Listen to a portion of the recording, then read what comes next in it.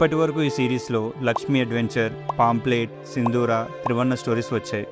వీటి కోసం మేము ఇప్పటి వరకు అరౌండ్ 30,000 ఇమేజెస్ని క్రియేట్ చేసాం. ఇంకా కొన్ని హండ్రెడ్స్ ఆఫ్ అవర్స్ కష్టపడి వీడియోస్ చేసి మీకు అందిస్తున్నాం. మీ నుంచి మాకు కావాల్సింది ఒక లైక్, కామెంట్ అండ్ షేర్ మాత్రమే. మీరు ఈ ఒక్క పని చేస్తే మేము ఇంకా మోటివేట్ అయ్యి ఇంకా మంచి కంటెంట్ అందిస్తాం. Thank you.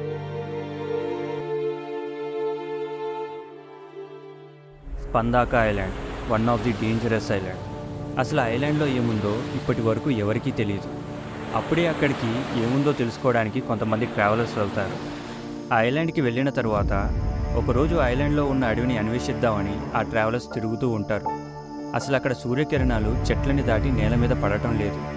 సూర్యుడిని నల్లని మేఘాలు కమ్మేసినట్టు ఆ అడవిని చెట్లు కమ్మేశాయి. ఆ ట్రావెలర్స్ అడవిలోకి వెళ్ళే కొద్దీ వాళ్ళకి ఏవో వింత శబ్దాలు వినిపిస్తున్నాయి. కానీ వాళ్ళ కంటికి మాత్రం ఏమీ కనిపించడం లేదు. ఇంతలో వాళ్ళని ఎవరో చూస్తున్నట్టు వాళ్ళకి అనిపిస్తుంది, కానీ ఎవరూ ఉండరు. చుట్టూ ఏమీ లేకపోయినా వాళ్ళకి భయం మొదలవుతుంది.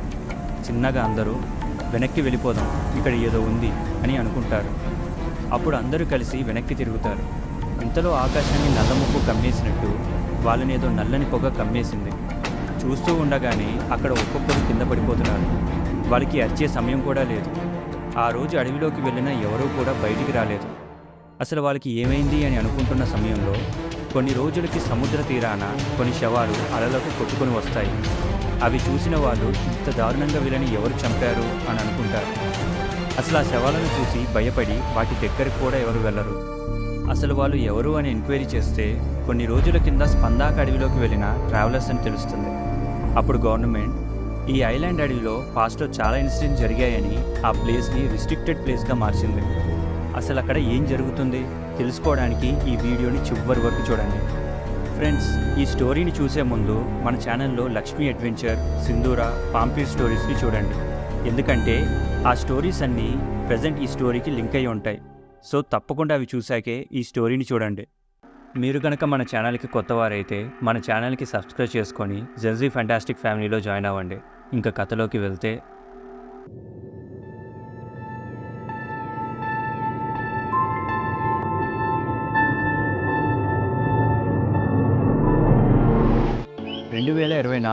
అరకు. రాజు అనే 25 ఏళ్ల యువకుడు ఉంటాడు. రాజు చిన్నప్పటి నుంచి ఇండిపెండెంట్గా ఒంటరిగా ఉంటాడు. తను ఎంటెక్ చదువుతూ పార్ట్ టైం జాబ్ చేస్తూ ఉంటాడు. ఎవరితోనూ గొడవకి దిగడు. ఒకవేళ దిగినా వెంటనే ఓడిపోతాడు. రాజు లైఫ్లో కాలేజ్, పార్ట్ టైం కాలేజ్ మాత్రమే ఉంటుంది. అలాంటి ఒక బోరింగ్ లైఫ్లో జరిగిన ఒక అద్భుతమే కావ్య. కావ్య రాజు జూనియరే. అదే కాలేజీలో చదువుతూ ఉంటుంది. రాజు, కావ్య ఇద్దరు ఒకరినొకరు ప్రేమించుకుంటారు. అలా తన బోరింగ్ లైఫ్ కావ్య రాకతో కలర్ఫుల్గా అవుతుంది. ప్రతి విషయంలో రాజుకి తోడుగా కావ్య ఉంటుంది. అయితే ఒకరోజు రాజు నిద్రపోతుండగా తనకు ఒక కల వస్తుంది. ఆ కలలో తను ఏదో పురాతన కాలంలో ఉన్నట్టు అనిపిస్తుంది. అక్కడ ఏవో దుష్టశక్తులు ఇంకా రాక్షసులతో ఎవరో యుద్ధం చేస్తున్నట్టు కనిపిస్తుంది. ఆ దృశ్యం ఒక మారణ హోమంలా కనిపించింది. దాన్ని చూసి భయపడిన రాజు వెంటనే నిద్రలోంచి మేలుకొని, ఓ ఇదంతా కలనా అని అనుకుంటాడు. ఇలా తనకి ఒక 3 days కంటిన్యూస్గా కల వస్తూనే ఉంటుంది. ఆ కలలో ప్రతిసారి రాజుకి క్లియర్గా ఒక ప్రదేశం కూడా కనిపిస్తుంది. అసలు ఏంటిది అని అనుకుంటాడు. ఈ విషయం వెంటనే కావ్యతో షేర్ చేసుకుంటాడు. దానికి కావ్య, లైట్రా, నువ్వు ఒంటరిగా ఉన్నప్పుడు బాగా సినిమాలు చూస్తావు కదా, అందుకే అవి కళల రూపంలో వస్తున్నాయి అనుకుంటా అని చెప్తుంది. అయితే ఒకరోజు రాజు కావ్యతో కలిసి డేట్కి వెళ్తాడు. అక్కడ వాళ్ళు మూవీకి, పార్క్కి వెళ్ళి ఎంజాయ్ చేసి డిన్నర్ చేస్తుండగా రాజుకి కాలేజ్ నుంచి ఫోన్ కాల్ వస్తుంది. మాట్లాడడానికి బయటికి వెళ్తాడు. రాజు లోపలికి వచ్చేసరికి అక్కడ కావ్యాని ఎవరో 4 వ్యక్తులు టీస్ చేస్తూ ఉంటారు. అది చూసిన రాజు వెంటనే వాళ్ళ దగ్గరికి వచ్చి, బాస్ వద్దు వద్దు అని చెప్తాడు. కానీ వాళ్ళు వినకుండా రాజుని తోసేస్తారు. రాజు ఎంత బ్రతిమాలినా వాళ్ళు వినట్లేదు. అప్పుడు ఒకడు వచ్చి రాజుని కిందకి నెట్టేస్తాడు. అయితే అప్పుడే రాజుకి ఒక క్షణం ఏదో అవుతుంది. వెంటనే తన కళ్ళు బ్లూ కలర్లో అయిపోతాయి. వెనక్కి తిరిగి ఆ ఏడిపిస్తున్న వాళ్ళలో ఒకరిని గుద్దుదామని ప్రయత్నిస్తాడు. కానీ వాడు తప్పించుకుంటాడు. దాంతో రాజు చేయి పక్కనే ఉన్న గోడని తాకుతుంది. అప్పుడు ఆ గోడ రాజు బలానికి కూలిపోతుంది. అది చూసిన ఆ 4 అనామకులు భయపడి పారిపోతారు. నీలం రంగు కళ్ళతో ఉన్న రాజుని చూసి కావ్య షాక్ అవుతుంది. అసలు ఇంత శక్తి ఎక్కడిది అని రాజుని రాజు రాజు అని గట్టిగా పిలుస్తూ తడుతూ ఉంటుంది. దానికి రాజు తిరిగి మామూలైపోయి, ఏమైంది ఇక్కడ ఏం జరుగుతుంది అని అడుగుతాడు. దానికి కావ్య, ఇక్కడ ఏం జరిగిందో నీకు తెలీదా? నీ ఐస్ ఇలా కలర్ ఎలా చేంజ్ అవుతున్నాయి? అసలు నీకు ఇంత శక్తి ఎలా వచ్చింది అని అడుగుతుంది. అప్పుడు రాజు కావ్యతో, నువ్వేం మాట్లాడుతున్నావో నాకు అర్థం కావట్లేదు అని చెప్తాడు. దానికి కావ్య, సరే వదిలే, మనం ఇంటికి వెళ్ళిపోదాం పద అని చెప్పి అక్కడి నుంచి వెళ్ళిపోతారు. రాజు కావ్యాని కారులో కావ్య వాళ్ళ ఇంటి దగ్గర డ్రాప్ చేసి తన ఇంటికి వెళ్తాడు. ఇంటికి వెళ్ళాక రాజు ఫ్రెష్ అయ్యి అద్దంలో చూసుకుంటాడు. తర్వాత నిద్రపోతాడు. మొత్తం చీకటి, అంతా నిర్మానుష్యంగా ఉంది. అప్పుడే రాజుకి మళ్ళీ ఆ కల వస్తుంది. కానీ ఈసారి యుద్ధం, రాక్షసుల మంత్రపూజలతో పాటు ఒక ప్రదేశం కూడా క్లియర్గా కనిపిస్తుంది. వెంటనే నిద్రలోంచి లేచి చూస్తాడు. ఈసారి వచ్చిన కల గురించి సీరియస్గా ఆలోచిస్తూ ఉంటాడు. అసలు ఏం జరుగుతుంది? నాకు కనిపించే దృశ్యాలు నిజంగానే జరిగాయా? ఆ ప్లేస్ నిజంగానే ఉందా అని ఆలోచిస్తూ తనకి కలలో వచ్చిన ప్లేస్ గురించి వెతకడం మొదలు పెడతాడు. అప్పుడే రాజుకి తనకి కలలో వచ్చిన ప్లేస్ నిజంగానే ఉంది అని తెలుసుకుంటాడు. ఆ ప్లేస్ అండమాన్ అండ్ నికోబార్ ఐలాండ్కి 30 కిలోమీటర్స్ దూరంలో one of the dangerous island అయిన స్పందాక అనే ఐలాండ్ అని, ఆ ఐలాండ్ని government of India one of the dangerous ఐలాండ్గా ప్రకటించి దాని లోపలికి సాధారణ మానవులకి ప్రవేశాన్ని నిషేధించింది అని రాజు తెలుసుకుంటాడు. వెంటనే అక్కడికి వెళ్ళి అసలు ఏం జరుగుతుందో తెలుసుకోవాలి అని అనుకుంటాడు. కానీ ఆ ఐలాండ్ లోపలికి సాధారణ మానవులు వెళ్ళడానికి లేదు. ఒకవేళ పోవాలి అనుకుంటే సుప్రీంకోర్టు ఆర్డర్ ఇంకా నేషనల్ సెక్యూరిటీ ఆఫీసర్ సంతకం ఉండాలి అని తెలుస్తుంది. ఇప్పుడు ఈ పర్మిషన్స్ అన్నీ ఎలా సాధించగలం అని ఆలోచిస్తూ ఉంటాడు రాజు. కాలేజ్కి వెళ్ళాక ఈ విషయం కావ్యకి చెప్పగా కావ్య రాజుని, వద్దు రాజు, నువ్వు ఏ తిక్కపని చేయకు. అక్కడ ఏముందో తెలియకుండా నువ్వు ఆ ప్లేస్కి వెళ్ళాలి అనే ఆలోచనతో ఇంకా ప్రాబ్లమ్స్ని తెచ్చుకోకు. నీకు వచ్చింది జస్ట్ ఒక పీడకల. ఇక నిన్న జరిగింది కూడా ఏదో పీడకల అని మర్చిపో. మనం ఇదివరకటిలాగా సంతోషంగా ఉందాం అని కావ్య గట్టిగా చెప్తుంది. రాజు సరే అని చెప్పి కావ్యాని తన ఇంటి దగ్గర డ్రాప్ చేసి ఇంటికి వెళ్తాడు. ఆ రోజు రాత్రి తన రూమ్లో నిద్రపోతూ ఉండగా తనకి మళ్ళీ ఆ కల వస్తుంది. అందులో యుద్ధ ప్రదేశం అన్నీ మళ్ళీ కనిపిస్తాయి. ఈసారి కల చివర్లో ఒక అమ్మాయి కనిపించి, ఈ విధ్వంసాన్ని నువ్వే ఆపాలి అని చెప్తుంది. వెంటనే రాజు నిద్రలేస్తాడు. అసలు నాకు ఈ పిచ్చి కలలు ఎందుకు వస్తున్నాయి అని ఏడుస్తూ నన్ను వదిలేయని అరుస్తాడు. ఇక కావ్యకి ఫోన్ చేసి, కావ్య, నాకు మొత్తం ఏదో అవుతుంది, కలలో ఏవేవో కనిపిస్తున్నాయి అని చెప్తాడు. దానికి కావ్య భయపడి వెంటనే బయలుదేరి రాజు వాళ్ళ ఇంటికి వస్తుంది. రాజు ఉన్న స్థితిని చూసి కావ్య భయపడి తనని దగ్గరికి తీసుకొని డాక్టర్ని కలుద్దామని హాస్పిటల్కి వెళ్తారు. ఆ రోజు మొత్తం హాస్పిటల్లో రాజుని ఎగ్జామిన్ చేసిన డాక్టర్ రాజుకి ఏం ప్రాబ్లం లేదు అని చెప్తాడు. ఇంకా కావ్యకి ఏం చేయాలో అర్థం కాలేదు. వెంటనే వాళ్ళ మమ్మీకి ఫోన్ చేసి రాజు పరిస్థితిని వివరిస్తుంది. అప్పుడు కావ్య వాళ్ళ మమ్మీ, రాజుకి ఏదైనా చెడు శక్తి గాలి సోకిందేమో, ఒకసారి నేను చెప్పే స్వామీజీ దగ్గరికి వెళ్ళి రాజుని చూపించు, ఆ స్వామీజీ ఉపాయం చెప్తాడు అని కావ్య వాళ్ళ మమ్మీ కావ్యతో చెప్తుంది. కావ్య వెంటనే రాజుని తీసుకొని వాళ్ళ అమ్మ చెప్పిన స్వామీజీని కలవడానికి వెళ్తారు. ఆ స్వామీజీ హైదరాబాద్కి కొంత దూరంలో ఉంటాడు. కావ్య రాజు 1 డే ప్రయాణం తర్వాత హైదరాబాద్కి చేరుకుంటారు. అదే రోజు పవన్ వరల్డ్ పారానార్మల్ కమిటీతో మీటింగ్ ఏర్పాటు చేస్తాడు. ఇది పాంప్లెట్ సిరీస్లో ఫైనల్ ఎపిసోడ్లో, అంటే పార్ట్ 5లో లాస్ట్లో ఉంటుంది. దానికి కారణంగా స్వామీజీ దగ్గరికి వెళ్ళే రూట్ మొత్తం ట్రాఫిక్ ఉంటుంది. అసలు ఇంత మారుమూల ప్రాంతంలో ఇంత ట్రాఫిక్ ఏంటి అని కావ్య రాజు అనుకుంటూ ఉంటారు. ఎలాగోలా రాజు ఇంకా కావ్య స్వామీజీ ఆశ్రమానికి చేరుకుంటారు. అప్పుడు అక్కడ పనిచేసే స్వామీజీ శిష్యులు, స్వామీజీ ఇక్కడ లేరు, ఇప్పుడే బయటికి వెళ్ళారు అని చెప్తారు. దానికి కావ్య, ఎక్కడికి వెళ్ళారు అని అడగగా, ఇక్కడ కొంత దూరంలో సిద్ధానంద ఆశ్రమం అని ప్రదేశం ఉంది, అక్కడికి వెళ్ళారు అని చెప్తాడు. దానికి రాజు కావ్యతో, మనం ఇక్కడికి వచ్చేటప్పుడు ఆ ప్లేస్ని చూసాం కదా. అప్పుడు కావ్య, అవును, అక్కడ మొత్తం ట్రాఫిక్ ఉంది అని చెప్తుంది. అప్పుడు రాజు, సరే మేము ఆశ్రమం దగ్గరికి వెళ్ళి కలుస్తామని చెప్పి అక్కడి నుంచి వెళ్ళిపోతారు. కావ్య ఇంకా రాజు సిద్ధానంద ఆశ్రమానికి చేరుకుంటారు. అక్కడ రాజు కార్ దిగగానే వరల్డ్ పారానార్మల్ కమిటీ మీటింగ్లో ఉన్న పవన్ ఒక స్ట్రాంగ్ ఎనర్జీని సెన్స్ చేస్తాడు. వెంటనే ఆ పవర్ ఎక్కడిది అని వెతుక్కుంటూ వెళ్తాడు. అదే సమయంలో రాజు ఇంకా కావ్య ఆశ్రమంలో ఉన్న స్వామీజీని కలుస్తారు. రాజు స్వామీజీతో తనకి వచ్చే కళ గురించి చెప్తాడు. అప్పుడు స్వామీజీ రాజుని పరీక్షించి నుదుట మీద చేయి పెట్టి మంత్రం చదువుతాడు. అప్పుడు స్వామీజీకి తన దివ్య దృష్టిలో ఒక మహాప్రళయం కనిపిస్తుంది. అది చూసిన స్వామీజీ భయపడి వెంటనే వెనక్కి జరుగుతాడు. బాగా భయపడుతూ స్వామీజీ రాజుతో, నువ్వు ఇక్కడి నుండి వెళ్ళిపో, ఇక్కడ ఉండకు అని చెప్తాడు. పవన్ ఇదంతా రాజు వెనకాల నిలబడి చూస్తాడు. ఇంతలో రాజు వెనకాల నిల్చొని ఉన్న పవన్ని స్వామీజీ చూస్తాడు. రాజు కూడా చిన్నగా వెనక్కి తిరుగుతాడు. అక్కడ పవన్, ఇంకా పవన్తో పాటు లక్ష్మి, గౌతమ్, శుద్ర, ఇంకా లక్ష్మీ అడ్వెంచర్ సిరీస్లో లక్ష్మికి సహాయం చేసిన స్వామీజీ ఇంకొంతమంది ఉంటారు. అసలు వీళ్ళందరూ ఇక్కడ ఏం చేస్తున్నారు? మీకు తెలియాలి అంటే 10 రోజుల ముందు ఏం జరిగిందో తెలియాలి. 10 రోజుల ముందు పాంప్లెట్ సిరీస్ చివర్లో పవన్ వాళ్ళ తండ్రైన రంగడ ఆత్మని అంతం చేశాక పవన్ రంగడు, సింధూర ఇంకా మంత్రగత్త గురించి ఎంక్వైరీ చేస్తూ ఉంటాడు. ఈ ఇన్సిడెంట్స్ జరిగిన ప్లేసెస్కి వెళ్ళి చూస్తే ఆ ప్లేసెస్లో పవన్కి ఒక కామన్ విషయం కనిపిస్తుంది. అదేంటంటే దుష్టశక్తిని అంతం చేసిన ప్రతి ప్లేస్లో ఒక స్ట్రేంజ్ ప్రెజెన్స్ని ఫీల్ అవుతాడు. ఇంకా ప్లేసెస్లో ఒక నక్షత్రం ఆకారం నేల మీద కనిపిస్తుంది. రంగణ్ణి అంతం చేశాక 2 రోజుల తర్వాత పవన్ మళ్ళీ రంగణ్ణి అంతం చేసిన ప్లేస్కి వెళ్ళి చూస్తే అక్కడ కూడా నక్షత్రం ఆకారం కనిపిస్తుంది.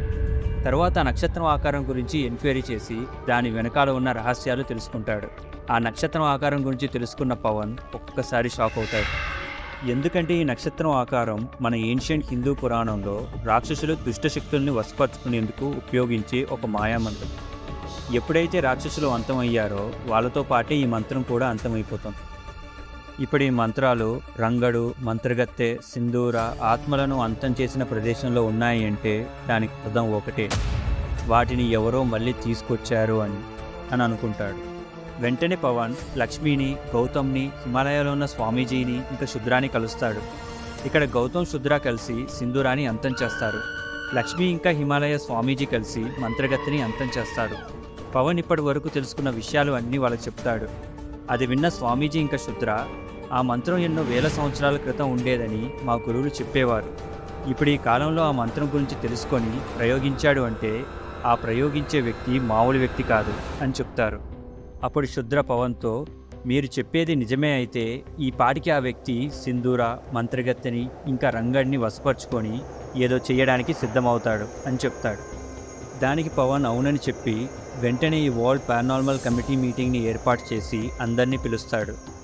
ఈ సీన్ పాంప్లెట్ ఫైనల్ ఎపిసోడ్లో ఉంటుంది.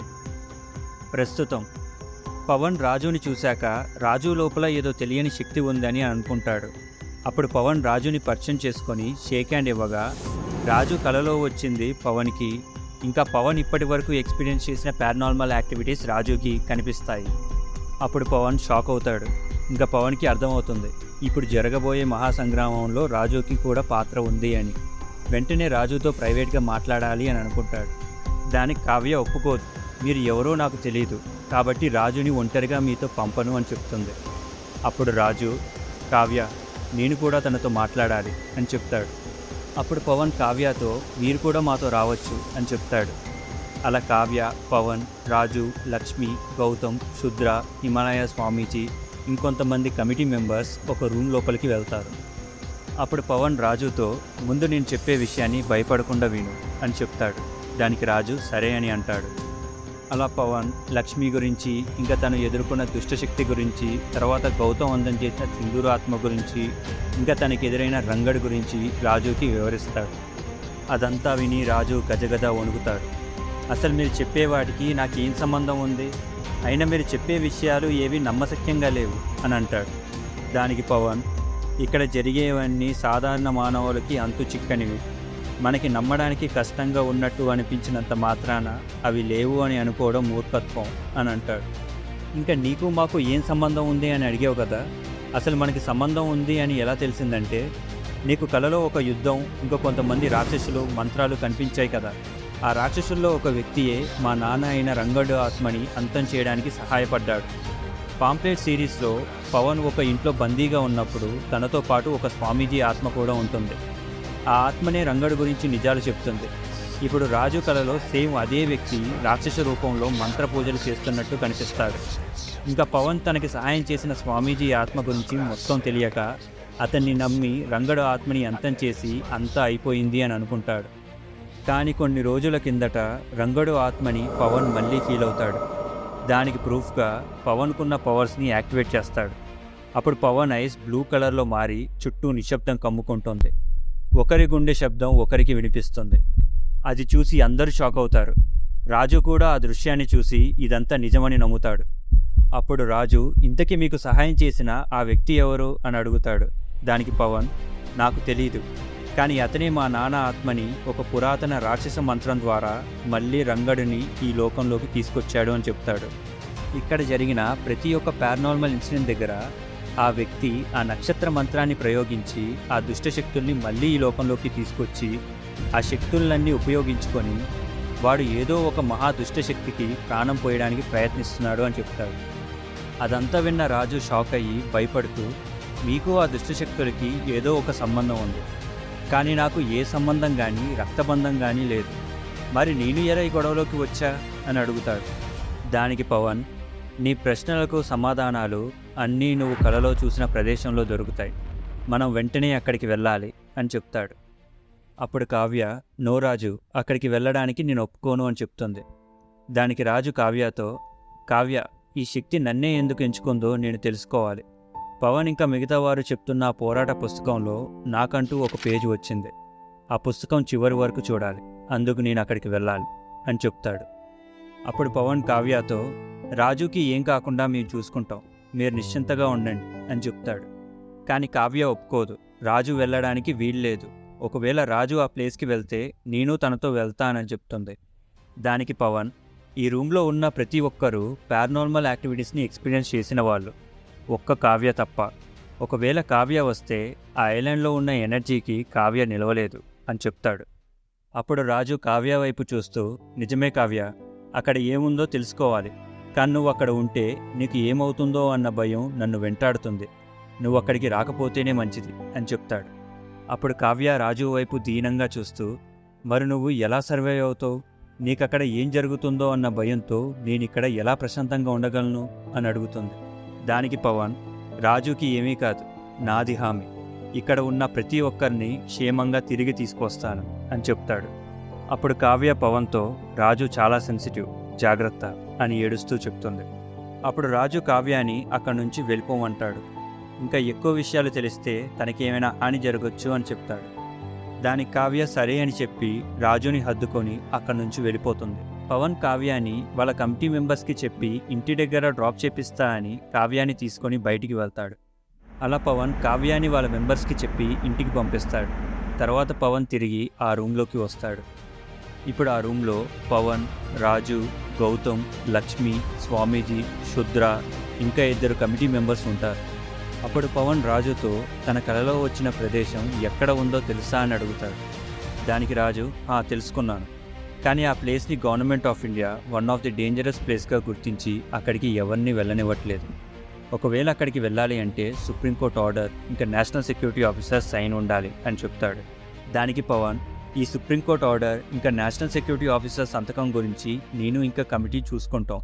ఇంకా మనం వెళ్ళే ప్లేస్లో ఏ శక్తి ఉందో తెలియదు, ఎటు నుంచి ప్రమాదం వస్తుందో కూడా తెలియదు, కానీ మనం అన్నిటికీ సిద్ధంగా ఉండాలి. ఈ పర్మిషన్స్ అన్నీ వచ్చేలోపు రాజుని తన పవర్స్ని ఎలా యూజ్ చేయాలో నేర్చుకోమని చెప్తాడు. ఇంకా లక్ష్మిని, గౌతమ్ని కూడా అక్కడికి వెళ్ళడానికి కావాల్సిన విషయాలు స్వామీజీ, శుద్ర దగ్గర నుంచి నేర్చుకోమని చెప్తాడు. ఇంకా మీరు ఎదుర్కొన్న దుష్టశక్తుల గురించి ఇంకా తెలుసుకోండి, ఎందుకంటే వాటితో మళ్ళీ పోరాడాల్సిన సమయం వస్తుందని చెప్తాడు. పందాక ఐలాండ్ భాగం. పవన్ ఐలాండ్లోకి వెళ్ళడానికి కావాల్సిన పర్మిషన్స్ని తీసుకురావడానికి వెళ్తాడు. ఇక లక్ష్మి, గౌతమ్, రాజు, స్వామీజీ, శుద్ర అందరూ కలిసి వాళ్ళు ఎదుర్కొన్న దుష్టశక్తుల గురించి ఇంకా కొన్ని రహస్యాలు తెలుసుకుంటారు. అలా వారం రోజులు గడుస్తాయి. పవన్ ఐలాండ్లోకి వెళ్ళడానికి పర్మిషన్స్ కోసం చాలా ట్రై చేస్తాడు, కానీ పవన్ చెప్పే విషయాలు సుప్రీంకోర్టు కొట్టేసి పర్మిషన్స్ ఇవ్వదు.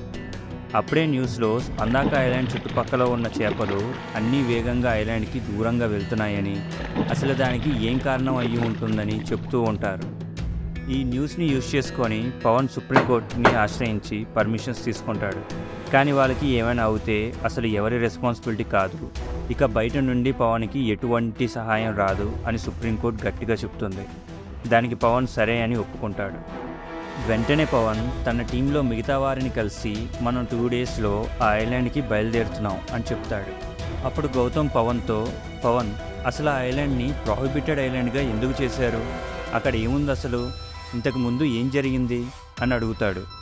దానికి పవన్, నేను కూడా దాని గురించి తెలుసుకుందామని అనుకున్నాను, కానీ ఆ ఐలాండ్కి సంబంధించిన ఏ ఒక్క రికార్డ్ కూడా ఇక్కడ లేదు. కొన్ని సెంచరీస్ నుంచి ఐలాండ్కి ఎవరూ వెళ్ళకూడదని చెప్పుకుంటూ వచ్చారు. కానీ 1970లో కొంతమంది అడ్వెంచరర్స్ ఐలాండ్కి వెళ్ళారు. వాళ్ళు వెళ్ళి కొన్ని రోజులు గడిచాయి, కానీ వాళ్ళల్లో ఎవరూ తిరిగి రాలేదు. వాళ్ళని వెతుక్కుంటూ పోలీస్ ఆఫీసర్స్ వెళ్ళారు, వాళ్ళు కూడా రాలేదు. మిలిటరీ వాళ్ళని పంపించారు, వాళ్ళు కూడా రాలేదు. ఏమైంది అని ఆలోచిస్తూ ఉండగా కొన్ని రోజుల తర్వాత వాళ్ళ శవాలు సముద్రాలకు అండమాన్ ఐలాండ్కి పుట్టుకు వచ్చాయి. అసలు ఆ శవాలను చూసిన అప్పటి వాసులు భయంతో దూరంగా పారిపోయారంట. అంత దారుణంగా ఉన్నాయి. అసలు వాళ్ళని చంపింది మనిషా ఇంకేదైనా మృగమా అని ఎవరికీ తెలియదు. అప్పటి నుంచి ఆ ఐలాండ్ మీద రిస్ట్రిక్షన్స్ పెట్టారు. అసలు అక్కడ ఏముంది, ఏం జరుగుతుంది అన్న విషయం ఇప్పటికీ ఎవరికీ తెలియదు అని చెప్తాడు. అప్పుడు లక్ష్మి, అలాంటి ప్లేస్కి ఇప్పుడు మనం వెళ్ళాలా? అంటే మనం ఇప్పుడు వెళ్తే తిరిగి రాకపోవచ్చు కదా అని అడుగుతుంది. దానికి పవన్, అవును, మనం తిరిగి రాకపోవచ్చు, కానీ ఈ పోరాటం మనతో ముడిపడి ఉంది. ఇంకక్కడ జరిగేది ఏదైనా మనం తప్ప ఎవరూ ఎదుర్కోలేరు. మీ ప్రాణాలకి నా ప్రాణాలు అడ్డు వేస్తా అని చెప్తాడు. దానికి లక్ష్మి సరే అని భయపడుతూ చెప్తుంది. అలా పవన్, లక్ష్మి, గౌతమ్, స్వామీజీ, శుద్ర, రాజు ఇంకా కొంతమంది పారానార్మల్ కమిటీ మెంబర్స్ అందరూ కలిసి ఆ స్పందాక ఐలాండ్లోకి వెళ్ళడానికి సిద్ధమవుతారు. బయలుదేరే రోజు రానే వచ్చింది. అందరూ విశాఖపట్నం పోర్ట్కి చేరుకుంటారు. అక్కడ వాళ్ళు పోర్ట్ ఆఫీషియల్స్ని కలిసి పర్మిషన్ లెటర్ని చూపిస్తారు. అది చూసిన యంగ్ పోర్ట్ ఆఫీసర్, స్పందాక ఐలాండా, ఇదెక్కడ ఉంది అని నవ్వుతూ అడుగుతాడు. స్పందాక అని విన్న వెంటనే పక్కన ఉన్న సీనియర్ పోర్ట్ ఆఫీసర్ వెంటనే వచ్చి ఆ లెటర్ని తీసుకొని, మీరు ఈ ఐలాండ్కి వెళ్తున్నారా? వద్దు, వెనక్కి తిరిగి వెళ్ళిపోండి అని భయంగా చెప్తాడు. దానికి పవన్, ఇప్పుడు మేము వెనక్కి తిరిగి వెళ్ళలేము అని చెప్తాడు. ఇంకా మీకు ఈ ఐలాండ్ గురించి తెలుసా అని అడుగుతాడు. దానికి ఆ ఆఫీసర్, నాకు తెలియదు, కానీ 1970లో ఐలాండ్కి వచ్చిన శవాల కుప్పని అండమాన్ సముద్ర తీరాన చూసిన వ్యక్తుల్లో నేను ఒకడిని. ఆ రోజు ఆ శవాలను చూసి భయపడి నేను అండమాన్ పోర్ట్ నుంచి మార్పించుకొని ఈ విశాఖపట్నానికి వచ్చా అని చెప్తాడు. అప్పుడు పవన్, ఓ సారీ అండి, కానీ మేము ఇప్పుడు ఖచ్చితంగా అక్కడికి వెళ్ళి తీరాల్సిందే అని చెప్తాడు.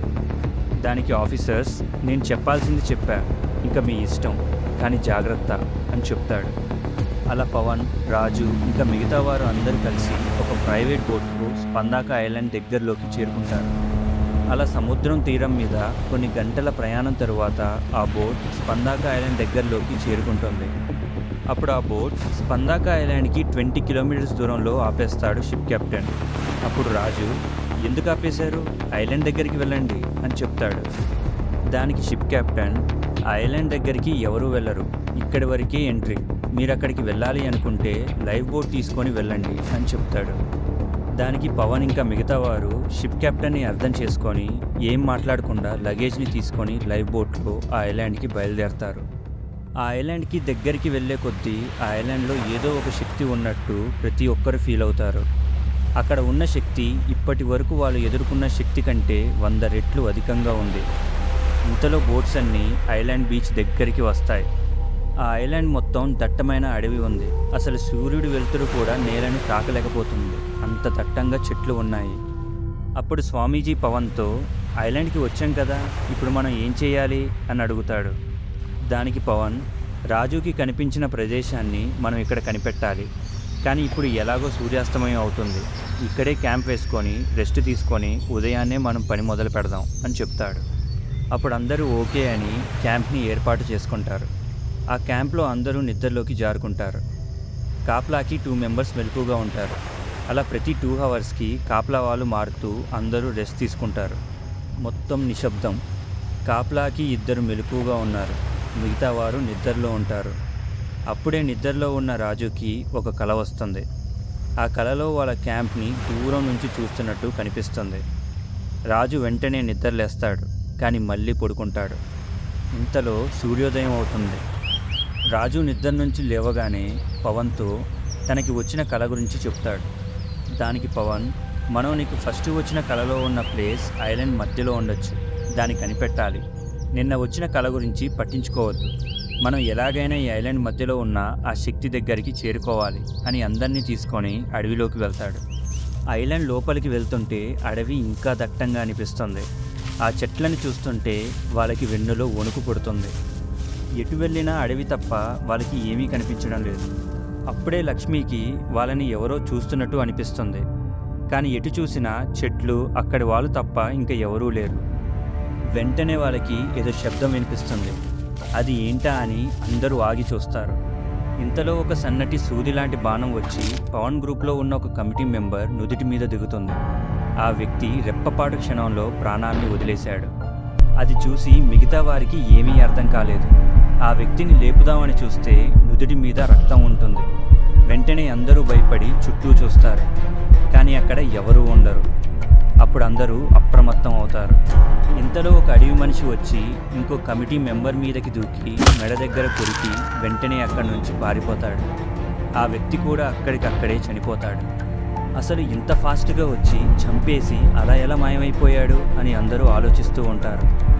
అప్పుడు పవన్ తన పవర్స్ని యాక్టివేట్ చేసి ఎనర్జీస్ని ఫీల్ అవ్వడం మొదలుపెట్టాడు. పవన్ ప్రతి ఒక్కరిలో ఉన్న ఎనర్జీని ఫీల్ అవ్వగలుగుతున్నాడు. అది వాళ్ళ నాన్నని అంతం చేశాక తనకి పవర్స్ వచ్చింది. ఇంతకుముందు కేవలం ఆత్మలను మాత్రమే చూడగలిగేవాడు. కానీ ఇప్పుడు ప్రతి ఎనర్జీని ఫీల్ అవ్వగలడు. పవన్ తన పవర్స్ని యాక్టివేట్ చేశాక ఎనర్జీస్ అన్నీ తనకు కనిపించాయి. అది చూసి షాక్ అవుతాడు. ఎందుకంటే వాళ్ళ చుట్టుపక్కల కొన్ని వందలాది మంది చెట్ల మీద దాక్కొని వారినే చూస్తున్నారు. చెట్లు చాలా పొడవుగా ఉన్న కారణంగా వాళ్ళు చెట్లు చివర ఎగురుకుంటూ ఒక ప్రదేశం నుంచి ఇంకో ప్రదేశానికి కోతుల్లా వెళ్తున్నారు. ఆ విషయం పవన్ మిగతా వారికి చెప్పగానే వాళ్ళందరూ భయంతో వణుకుతారు. మనం ఇక్కడే ఉండి వీళ్ళతో పోరాడలేం, మనం సముద్రం తీరాన్నే వీళ్ళని ఎదుర్కోవాలి అని అందరూ అక్కడి నుంచి వేగంగా వెనక్కి పరిగెడతారు. ఆ అడవి మనుషులు కూడా చెట్ల మీద దూకుతూ వారిని వెంబడిస్తారు. ఇంతలో ఒక అడవి మనిషి వచ్చి లక్ష్మి ముందు దూకుతాడు. దానికి లక్ష్మి భయంతో గట్టిగా అరుస్తుంది. కానీ గౌతమ్ ఒక పెద్ద వెదురు బొంగును తీసుకొని ఆ అడవి మనిషిని వెనకాల నుండి కొడతాడు. వెంటనే లక్ష్మిని తీసుకొని అక్కడి నుండి వెళ్ళిపోతాడు. అలా అందరూ ఒకరినొకరు కాపాడుకుంటూ ఆ అడవిలో సముద్ర తీరం వైపుగా పరిగెడుతున్నారు. అలా కొద్దిసేపు పోరాటం తర్వాత అందరూ సముద్ర తీరానికి చేరుకొని వెనక్కి తిరిగి చూస్తే అక్కడ ఎవరూ లేరు. కేవలం అడవి కనిపిస్తుంది. అసలు నేల మీద ఒక్క ప్రాణి కూడా కనిపించడం లేదు. పవన్ తన పవర్స్తో చూస్తే ఆ అడవి మనుషులందరూ ఆ చెట్ల మీద నుంచే చిన్నగా వెనక్కి వెళ్ళిపోతున్నారు. ఆ రోజు పవన్, లక్ష్మి, గౌతమ్, రాజు, స్వామీజీ, శుద్రతో పాటు ఇంకో 4 కమిటీ మెంబర్స్తో అడవిలోకి వెళ్తారు. అందులో 2 ఆ అడవిలోంచి తిరిగి బయటికి రాలేదు. ఆ రోజు పవన్, రాజుతో కలిపి మొత్తం 10 మంది అడవిలోకి వెళ్తారు. కానీ అందులో 2 ఆ అడవి మనుషులకు బలవుతారు. ఇంకా మిగతా వారు ప్రాణాలు అరిచేతిలో పెట్టుకొని తప్పించుకొని సముద్ర ఒడ్డుకు చేరుకుంటారు. అదంతా చూసిన లక్ష్మి, నేనిక్కడి నుంచి వెళ్ళిపోతా, నన్ను వదిలేయండి, నాకు చాలా భయంగా ఉంది, వాళ్ళు చూడటానికి చాలా కిరాతకంగా ఉన్నారు, వాళ్ళతో పోరాడి మనం గెలవలేము అని ఏడుస్తూ చెప్తుంది. దానికి పవన్ లక్ష్మితో, లక్ష్మి ఒకసారి నేను చెప్పేది విను, మనం చేసే ఈ పని ఎంత ముఖ్యమైనదో తెలుసు కదా, ఇది మనం తప్ప ఎవరూ చేయలేరు, మనం ఆ దుష్టశక్తిని అడ్డుకోలేకపోతే ఈ ప్రపంచం మొత్తం అంతమైపోతుంది. అప్పుడు లక్ష్మి, పోతే పోనివ్వు, ఈ ప్రపంచం అంతమైపోతే నేను దానితో పాటే అంతమవుతా, కానీ వాళ్ళ చేతిలో మాత్రం నేను చావను అని చెప్తుంది. దానికి పవన్, అలానే ఆ రోజు మీ నాన్న మంత్రగత్తె విడుదలైనప్పుడు అనుకొని ఉంటే ఈరోజు ఏమై ఉండేదో నీకు బాగా తెలుసు. మీ నాన్న తన ప్రాణాలు అడ్డువేసి ఆ మంత్రగత్తె నుంచి అందరినీ కాపాడాడు. ఫ్రెండ్స్, ఇది లక్ష్మి సిరీస్లో ఉంటుంది. ఈరోజు అదే మంత్రగత్తె శక్తిని ఉపయోగించుకొని ఎవడో ఏదో చేయబోతున్నాడు. ఆ శక్తి విడుదలవుతే మంత్రగత్తెని మళ్ళీ ఎదుర్కోవాల్సి వస్తుంది. కానీ ఇప్పుడు దాన్ని ఆపడానికి మీ నాన్నగారు లేరు. ఆ బాధ్యత ఇప్పుడు నీ మీదనే ఉంది. మీ నాన్నగారు ఆ రోజు తన ప్రాణాలని అందరినీ కాపాడడానికి ఇచ్చాడు. ఈరోజు నువ్వు వెనక్కి తిరిగి వెళ్తే ఒకవేళ ఆ మంత్రగత్తె మళ్ళీ వస్తే దాన్ని అడ్డుకోవడానికి నువ్వు అక్కడ లేకపోతే అది మిగతా శక్తితో కలిసి ఈ ప్రపంచాన్ని కకలావికలం చేస్తుంది. అప్పుడు మీ నాన్న చేసిన త్యాగానికి, పోరాటానికి అసలు విలువే ఉండదు అని చెప్తాడు. దానికి లక్ష్మి వాళ్ళ నాన్నని తలుచుకుంటూ ఏం చేయాలో అర్థం కాక ఏడుస్తుంది. దానికి పవన్, నీకు అండగా మేమంతా ఉంటాం, నీ దగ్గరికి చావు రావాలి అంటే అది మమ్మల్ని అందరినీ దాటుకొని రావాలి. దానికి లక్ష్మి పవన్ని చూస్తూ ఏడుస్తూ సరే అని చెప్తుంది. గౌతమ్, నీకు కూడా భయం వేస్తుందా అని పవన్ అడుగుతాడు. దానికి గౌతమ్, మా నాన్న సింధూరాకి పునర్జన్మిచ్చాడు, అది మళ్ళీ తిరిగి వస్తే నేను తప్ప ఎవరూ అంతం చేయలేరు, కాబట్టి నాకు ఏమనిపించినా నేను ఈ పోరాటం మాత్రం ఆపను, ఎలాగైనా ఈ ప్రపంచాన్ని కాపాడాలి, దానికోసం నా వంతు కృషి నేను చేస్తా, అయినా నాకు ఎవరూ లేరు, నేను చనిపోతే బాధపడేవాళ్ళు ఎవరూ లేరు అని చెప్తాడు. దానికి పవన్, ఈ ఫైట్ పూర్తయ్యాక మనం అందరం కలిసి ఎక్కడికైనా టూర్కి వెళ్దాం అని చెప్తాడు. అప్పుడు శుద్ర పవన్తో, పవన్, మనం దీని గురించి తర్వాత ఆలోచిద్దాం, కానీ మనం వృధా చేసే ప్రతి క్షణం అక్కడ ఏదో ఒక దుష్టశక్తి బలపడుతుంది అని చెప్తాడు. దానికి స్వామీజీ, అవును, మనం ఎలాగైనా అడవిని దాటి లోనికి ప్రవేశించాలి, అప్పుడే అక్కడ ఏముందో అసలు ఏం జరుగుతుందో తెలుస్తుంది అని చెప్తాడు. అప్పుడు పవన్, నిజమే, కానీ లోపలికి ఎలా వెళ్ళాలి, ఎలా అని ఆలోచిస్తూ ఉంటాడు. అలా కొద్దిసేపు ఆలోచించిన తర్వాత పవన్ రాజు వైపు చూసి, నీకు నిన్న రాత్రి ఒక కల వచ్చింది కదా, ఆ కల గురించి వివరంగా చెప్పు అని చెప్తాడు. దానికి రాజు, రాత్రి కలలో నాకు మన క్యాంప్ని దూరం నుంచి చూస్తున్నట్టు అనిపించింది అని చెప్తాడు. దానికి పవన్, నువ్వు మన క్యాంప్ని ఎక్కడి నుంచి చూసినట్టు అనిపించింది అని అడుగుతాడు. అప్పుడు రాజు, అది నాకు తెలియదు, కానీ చాలా దూరం నుంచి ఉంది, నాకు తెలిసి ఆ క్యాంప్ని తూర్పు దిక్కు నుంచి చూసినట్టు అనిపించింది, అయినా ఇప్పుడు అది ఎందుకు అని అడుగుతాడు. దానికి పవన్, మనల్ని ఇక్కడికి రప్పించేలా చేసింది నీకు వచ్చిన కళ, ఇంకా మనకి ఇక్కడికి రాగానే ఈ ఐలాండ్లో ఏదో ఒక దుష్టశక్తి ఉంది అని తెలిసింది, ఇంకా నీకు ఇప్పటి వరకు రాని కళ మనం ఈ ఐలాండ్లోకి రాగానే వచ్చింది అంటే నీ కళ ద్వారా మనతో ఇన్ఫర్మేషన్ షేర్ చేయడానికి ట్రై చేస్తున్నారు, మనం వెంటనే నీకు నిన్న కలలో వచ్చిన ఆ దూరపు ప్రదేశాన్ని కనిపెట్టాలి అని చెప్తాడు. దానికి గౌతమ్, ఇక్కడ నుంచి తూర్పు దిక్కు అంటే కంపాస్ ద్వారా చూసి అక్కడ ఒక కొండ ఉంది, నాకు తెలిసి ఆ కొండ మీదనే ఆ ప్రదేశం ఉంటుంది కావచ్చు అని చెప్తాడు. అప్పుడు పవన్ కమిటీ మెంబర్స్ని క్యాంప్ దగ్గరే ఉండమని, ఒకవేళ రాత్రి అవుతే క్యాంప్ దగ్గర ఒక క్యాంప్ ఫైర్ని పెట్టండి అని, అది మాకు ఫైర్ సిగ్నల్ లాగా దూరం నుంచి కనిపిస్తుంది అని చెప్తాడు. ఇంకా అడవి మనుషులు ఇక్కడికి రాలేరు అనుకుంటా అని చెప్పి, ఇంకా మిగతా వారితో మనం అందరం వెంటనే అక్కడికి వెళ్ళి ఆ కొండ మీద ఆ ప్రదేశం నుంచి అయితే ఈ క్యాంప్ని క్లియర్గా చూడగలుగుతామో లేమో కనిపెట్టాలి, అది కూడా ఈ రాత్రిలోగానే అని చెప్తాడు. అలా అందరూ ఆ కొండ దగ్గరికి వెళ్తారు. కానీ ఈసారి పవన్ రాజులు రిస్క్ తీసుకోవద్దని ముందు ఆ కొండ మీద కూడా అడవి మనుషులు ఉన్నారా అని పవన్ తన శక్తులతో చూస్తాడు. కానీ విచిత్రంగా అక్కడ ఎవరూ ఉండరు. వెంటనే అందరూ ఆ కొండ మీద ఆ ప్రదేశాన్ని వెతకడం మొదలు పెడతారు. అలా 5 గంటలు విశ్రాంతి లేకుండా ఆ ప్రదేశాన్ని గాలిస్తారు, కానీ ఎక్కడి నుంచి కూడా వాళ్ళు వాళ్ళ క్యాంప్ని చూడలేకపోతారు. అలా అందరూ అలసిపోయి ఒక దగ్గర కూర్చుంటారు. ఇంకా నా వల్ల కాదు అని అనుకుంటారు. అప్పుడు రాజు, మనం ఇంకా పైకి వెళ్ళి వెతకాలి అనుకుంటా అని చెప్తాడు. దానికి మిగతా వారు, ఇంకా పైకా, ఇంకా నేను రాలేను, నా వల్ల కాదు అని అంటారు. అందరూ నీరసించి కనిపిస్తారు. అప్పుడు పవన్ ఇంకా రాజుకి ఏం చేయాలో అర్థం కాలేదు. అప్పుడే స్వామీజీకి తన పక్కన ఉన్న ఒక బండరాయిలో ఒక చిన్న హోల్ కనిపిస్తుంది. అందులో ఉంచి చల్లటి గాలి వేస్తుంది. అది పవన్కి చూపిస్తాడు. పవన్ అసలు రాయిలోంచి గాలి ఎలా వస్తుంది, ఒకవేళ అవతల ఏదైనా మార్గం ఉండొచ్చు అని ఈ రాయిని పగలగొట్టాలి అని చెప్తాడు. అప్పుడు రాజు, అది నాకు వదిలేయండి అని రాజు కాన్సన్ట్రేట్ చేసి ఆ రాయిని ఒక్క గుద్దు గుద్దుతాడు. అప్పుడు ఆ రాయి పగిలి ముక్కలవుతుంది. అది చూసి అందరూ షాక్ అవుతారు. ఇంకా రాయికి అవతల వైపు ఒక సొరంగ మార్గం ఉంది. అప్పుడు పవన్, ఇక్కడ ఇంత పెద్ద సొరంగ మార్గం ఎక్కడిది, అసలు ఇది ఎటుపోతుంది తెలుసుకుందామని అందరూ కలిసి ఆ సొరంగ మార్గాన్ని అనుసరిస్తూ వెళ్తారు. అలా 1 గంట సేపు నడిచాక వాళ్ళ కొండ పైభాగానికి చేరుకుంటారు. అప్పటికే చీకటవుతుంది. అక్కడి నుంచి ఈ ఐలాండ్ మొత్తం క్లియర్గా కనిపిస్తుంది. ఇంకా వాళ్ళ క్యాంప్ దగ్గర కమిటీ మెంబర్స్ ఏర్పాటు చేసిన క్యాంప్ ఫైర్ కూడా క్లియర్గా కనిపిస్తుంది. వెంటనే బైనాక్యులర్స్తో ఆ క్యాంప్ని చూసి అది వాళ్ళ క్యాంపే అని కన్ఫర్మ్ చేసుకుంటారు.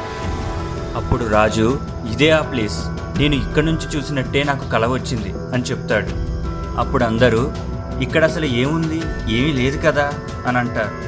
ఇంతలో వెనకాల నుండి, త్రివర్ణ వచ్చావా, ఏది ఒకసారి వెనక్కి తిరుగు అని ఒక వాయిస్ వినిపిస్తుంది. అప్పుడు అందరూ వెనక్కి తిరుగుతారు. అక్కడ ఒక అందమైన స్త్రీ తెల్లని చీర కట్టుకొని నించొని ఉంటుంది. తనని చూస్తే అసలు తను మన పురాణాల్లో విన్న ఒక గంధర్వ స్త్రీగా కనిపిస్తుంది. ఆమెను చూడగానే అందరూ షాక్ అవుతారు. ఎవరేమే అని అనుకుంటారు. కానీ రాజు మాత్రం తెలియకుండానే అమ్మ అని పిలుస్తూ ఏడుస్తాడు. దానికి మిగతా వారందరూ షాక్ అయ్యి రాజు వైపు చూస్తే రాజు కళ్ళు బ్లూ కలర్లో మారి ఉంటాయి. అక్కడ రాజుని చూసిన ఆ స్త్రీ రాజు దగ్గరికి వెళ్ళి, ఎలా ఉన్నావు పుత్ర, మనం కలుసుకునే రోజు కోసం ఎప్పటి నుంచో ఎదురు చూస్తున్నా, అది ఈ రోజు వచ్చింది. ఈ కలయిక కొన్ని వేల సంవత్సరాల కింద ఇచ్చిన మాటను నిలబెట్టుకోవడానికి వచ్చిన ఒక అవకాశం అని చెప్తుంది. అది విన్న రాజు ఇంకా మిగతా వారు షాక్ అవుతారు. అసలు ఆ స్త్రీ దేని గురించి మాట్లాడుతుంది అని అనుకుంటారు. దానికి రాజుకి ఏమీ అర్థం కాలేదు. ఇంతలో తేరుకొని, అమ్మా క్షమించండి, మీరు ఎవరో నాకు తెలియదు, కానీ మిమ్మల్ని చూస్తుంటే నాలో నాకే తెలియకుండా ఏదో జరుగుతుంది. అసలు ఎవరు మీరు అని అడుగుతాడు. దానికి ఆ స్త్రీ, నేను నీకు జన్మనిచ్చిన తల్లి, నా పేరు వసుధ అని చెప్తుంది. ఆ మాటలకి పవన్, రాజు ఇంకా మిగతా వారందరూ ఒక్కసారిగా షాక్ అవుతారు. అప్పుడు రాజు, ఇది ఎలా సాధ్యం? అసలు మీరు నా తల్లి అయితే మీరు ఇక్కడేం చేస్తున్నారు అని అడుగుతాడు. దానికి వసుధ రాజుతో, నీకు నాకు ఇంకా ఈ ప్రదేశానికి ఏం సంబంధం ఉందో తెలియాలి అంటే నీకు కొన్ని వేల సంవత్సరాల క్రితం జరిగిన ఒక సంఘటన గురించి తెలియాలి. కొన్ని వేల సంవత్సరాల క్రితం, అది ద్వాపర యుగం. రాక్షసులు, దేవతలు ఇంకా సామాన్యులందరూ ఈ భూప్రపంచం మీద నివసిస్తున్న రోజులవి. అయితే ఆ రోజుల్లో హస్తినపుర రాజ్యాన్ని ధృతరాష్ట్రుడు పాలిస్తున్నాడు. ఆ సమయంలో కాండారి అని ఒక రాక్షసి జాతి ఒకటి ఉంది. ఆ రాక్షసి జాతి రాజ్యాల మధ్య యుద్ధం జరుగుతున్న సమయంలో ఆ రాజ్యంలో సైన్యం లేని సమయం చూసి దాడి చేసి వాళ్ళ దగ్గర ఉన్న సంపదలను దోచుకొని అడ్డు వచ్చిన వారిని చంపేవారు. కాండారి రాక్షస జాతిని పాలించేవాడు కాండకాసురుడు. అతనికి 5 కుమారులు. ఈ 5 కుమారులకి విభిన్నమైన శక్తులు ఉంటాయి. పెద్దవాడు సంబాని, అమితమైన బుద్ధి బలం ఉంటుంది. రెండోవాడు శురణ్య, ఎదుటి వాళ్ళని చూసి వాళ్ళు ఏమనుకుంటున్నారో చెప్పగలుగుతాడు. మూడోవాడు కిబీచ, ఒకేసారి తన శరీరం నుంచి అచ్చం తనలానే ఉండే వాళ్ళని తయారు చేసుకోగలడు. ఇంకా 4వవాడు పిచార్య, తను తలుచుకుంటే వాడు ఎవరి రూపంలోకైనా మారిపోగలడు. ఇంకా చివరిగా 5వవాడు తారకాసుర, తను తలుచుకుంటే తనతో రక్త సంబంధం ఉండి చనిపోయిన వాళ్ళని మళ్ళీ తిరిగి తీసుకురావచ్చు. కానీ దానికి ప్రతిఫలంగా తనతో సంబంధం ఉన్న వ్యక్తిని బలివ్వాలి. ఇలా ఈ 5గురికి విభిన్నమైన శక్తులతో పాటు అమితమైన కండబలం ఉండేది. వాళ్ళు ఎంత బలశాలి అంటే ఏ మాయలు అస్త్రాలు లేకపోతే వాళ్ళందరూ కౌరవుల్లో పెద్దవాడైన దుర్యోధనుడితో సరి సమానం. కాండకాసురుడి మొదటి 4 కుమారులు యుద్ధ విద్యలో ఆసక్తి చూపించి కాండరి రాక్షస జాతి ప్రతి పోరాటంలో వాళ్ళే ముందుండి నడిపించేవాళ్ళు. కానీ 5వ కుమారుడు తారకాసురుడు యుద్ధానికి దూరంగా పెరిగాడు. తను మానవ మనుగడని తెలుసుకోవాలని కుతూహలంగా ఉండేవాడు. అన్నలు రాజ్యాల మీదకి వెళ్ళి సంపదనని దోచుకుంటుంటే తారకాసురుడు మాత్రం ఆ రాజ్యంలో ఉన్న గ్రంథాలను చదివేవాడు. అలా తారకాసురుడు యుద్ధానికి దూరంగా ఉండి తనకున్న శక్తులను మర్చిపోయి మానవాళి మనుగడ గురించి తెలుసుకుంటూ గడుపుతాడు. అయితే ఒకరోజు తారకాసురుడు తన తండ్రి అయిన కండకాసురుడితో ఇంకా వాళ్ళ అన్నలతో ఇలా చెప్తాడు. తండ్రి, నేను ఈ రాక్షస జాతిని వదిలేసి సాధారణ మానవుడిలా నా జీవితాన్ని గడపాలి అనుకుంటున్నా అని చెప్తాడు. ఆ మాటలు విని కండకాసురుడికి విపరీతమైన కోపం వస్తుంది. ఇంకా మిగతా వారందరూ ఈ తారకాసురుడు రాక్షస జాతి ప్రతిష్టకి భ్రష్టు పట్టిస్తున్నాడు, అసలు రాక్షసులకు ఉండాల్సిన ఏ ఒక్క అర్హత కూడా లేదు అని అనుకుంటారు. కానీ కండకాసురుడి పెద్ద కొడుకైన సంబాని వాళ్ళ నాన్నని ఇంకా తమ్ముల్ని ఒప్పించి తారకాసురుడితో, మేము నీవు ఎక్కడున్నా ప్రేమిస్తాం, నువ్వు నీకు ఇష్టమైన పని చేసుకో అని ప్రేమగా చెప్తాడు. సంబానికి విపరీతమైన తెలివి ఉంటుంది. తను ఏం చెప్పినా అది రాక్షస జాతికి మంచే అని అందరూ అనుకుంటారు. సంబాని తారకాసుడు చెప్పిన దానికి ఒప్పుకోగానే మిగతా వారు కూడా తారకాసుడిని తనకిష్టం వచ్చిన పని చేసుకోమని చెప్తారు. సంబాని తారకాసుడి దగ్గరికి వచ్చి, తమ్ముడు, నువ్వు ఎక్కడ ఉన్నా మాలో ఒక్కడివే, నీకు ఏ అవసరం ఉన్నా మేమిక్కడ ఉన్నామని మర్చిపోకు అని ప్రేమగా చెప్తాడు. కానీ ఆ ప్రేమ వెనకాల ఒక క్రూరత్వమైన ఉపాయం ఉందని తారకాసురుడికి తెలియదు. తారకాసురుడు తన అన్న సంబాని చెప్పిన దానికి సంతోషించి ఆ కండారి రాక్షస జాతిని వదిలేసి వెళ్ళిపోతాడు. అలా కొన్ని సంవత్సరాలు ప్రయాణం చేస్తూ తారకాసురుడు ఒక మారుమూల అడవిలో ఒక చిన్న గుడిసెలో నివసించేవాడు. అయితే ఆ ప్రదేశానికి వసుధ అనే ఒక స్త్రీ నీళ్ళ కోసం వచ్చేది. వసుధ శ్రీకృష్ణుడి భక్తురాలు. రోజు శ్రీకృష్ణుడికి పూజ చెయ్యందే తన రోజు మొదలవ్వదు. కానీ ఏ రోజు కూడా శ్రీకృష్ణుడిని ఏమీ కోరుకోదు. అయితే ఒకరోజు నీళ్ళ కోసం వచ్చిన వసుధని చూసి తారకాసురుడు మనసు పారేసుకుంటాడు. వెంటనే తారకాసురుడు వసుధని కలిసి తన అందానికి ముగ్ధున్నయ్యానని చెప్తాడు. దానికి వసుధ భయపడి అక్కడి నుంచి వెళ్ళిపోతుంది. అయితే వసుధ నీళ్ళ కోసం అక్కడికి వస్తూ ఉంటుంది కాబట్టి అక్కడే ఉన్న తారకాసురుడిని చూస్తూ ఉండేది. అలా వాళ్ళిద్దరి మధ్య స్నేహం చిగురిస్తుంది. వసుధకి ఏం అవసరం వచ్చినా తారకాసురుడు అక్కడ వసుధకి తోడుగా ఉండేవాడు. అలా వాళ్ళిద్దరి మధ్య ప్రేమ చిగురిస్తుంది. ఒకరికొకరు తోడుగా ఉంటారు. అయితే ఒకరోజు తారకాసురుడు తన రాక్షస జాతి గురించి వసుధాకి చెప్తాడు. కానీ వసుధ అవి పట్టించుకోకుండా తారకాసురుడి వ్యక్తిత్వం నచ్చి ప్రేమిస్తుంది. అలా కొన్ని రోజులు తారకాసురుడు ఇంకా వసుధ ప్రేమలో మునుగుతారు. తర్వాత ఒక శుభముహూర్తాన్న పెళ్లి చేసుకుంటారు. వివాహం అనంతరం అడవిలో వాళ్ళ జీవనం కొనసాగిస్తారు.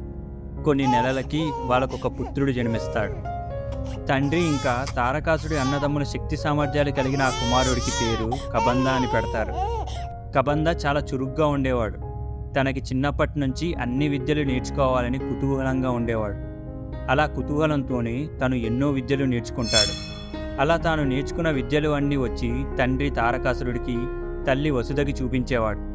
ఆ విద్యలు చూసి వసుధ చాలా సంతోషించి కబందని ప్రశంసించేది.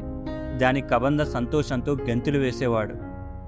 అలా కొన్ని రోజులు గడుస్తాయి. వసుధ మళ్ళీ గర్భం దాలుస్తుంది. అయితే రెండో సంతానం సమయంలో బిడ్డ అడ్డం తిరగడం వల్ల వసుధ చాలా నొప్పికి గురైంది. అది చూసిన కబంద తట్టుకోలేకపోయాడు. మా అమ్మని ఇంత బాధ పెడతాడా అని అనుకుంటాడు. ఆ రోజు అందరి మొహాల్లో ఆందోళన. వసుధ బిడ్డకి జన్మనిస్తుందా అని భయంతో ఉంటారు. ఆ రోజు ఆ చుట్టుపక్కల ఉన్న ఆడవాళ్ళందరూ కలిసి వర్షం పడుతున్నా వచ్చి సహాయం చేసి పురుడు పోస్తారు. అలా అమితమైన తేజస్సుతో, బాహుబలంతో ఒక పుత్రుడు జన్మిస్తాడు. వసుధకి రెండో కుమారుడు జన్మించిన రోజు అప్పటి వరకు చూడటానికి భయంకరంగా కనిపించిన వాతావరణం, వర్షం ఆగిపోయి ఒక పక్క నల్లని మేఘాలు, ఇంకో పక్క సూర్యాస్తమయం, మధ్యలో ఆకాశం కనిపించి ప్రకృతి చూడటానికి సుందరంగా కనిపిస్తుంది. అది చూసి ప్రకృతిలో ఉన్న 3 రంగులకు నిదర్శనంగా తారకాసురుడు, వసుధ వాళ్ళ రెండో సంతానానికి త్రివర్ణ అని నామకరణం చేస్తారు.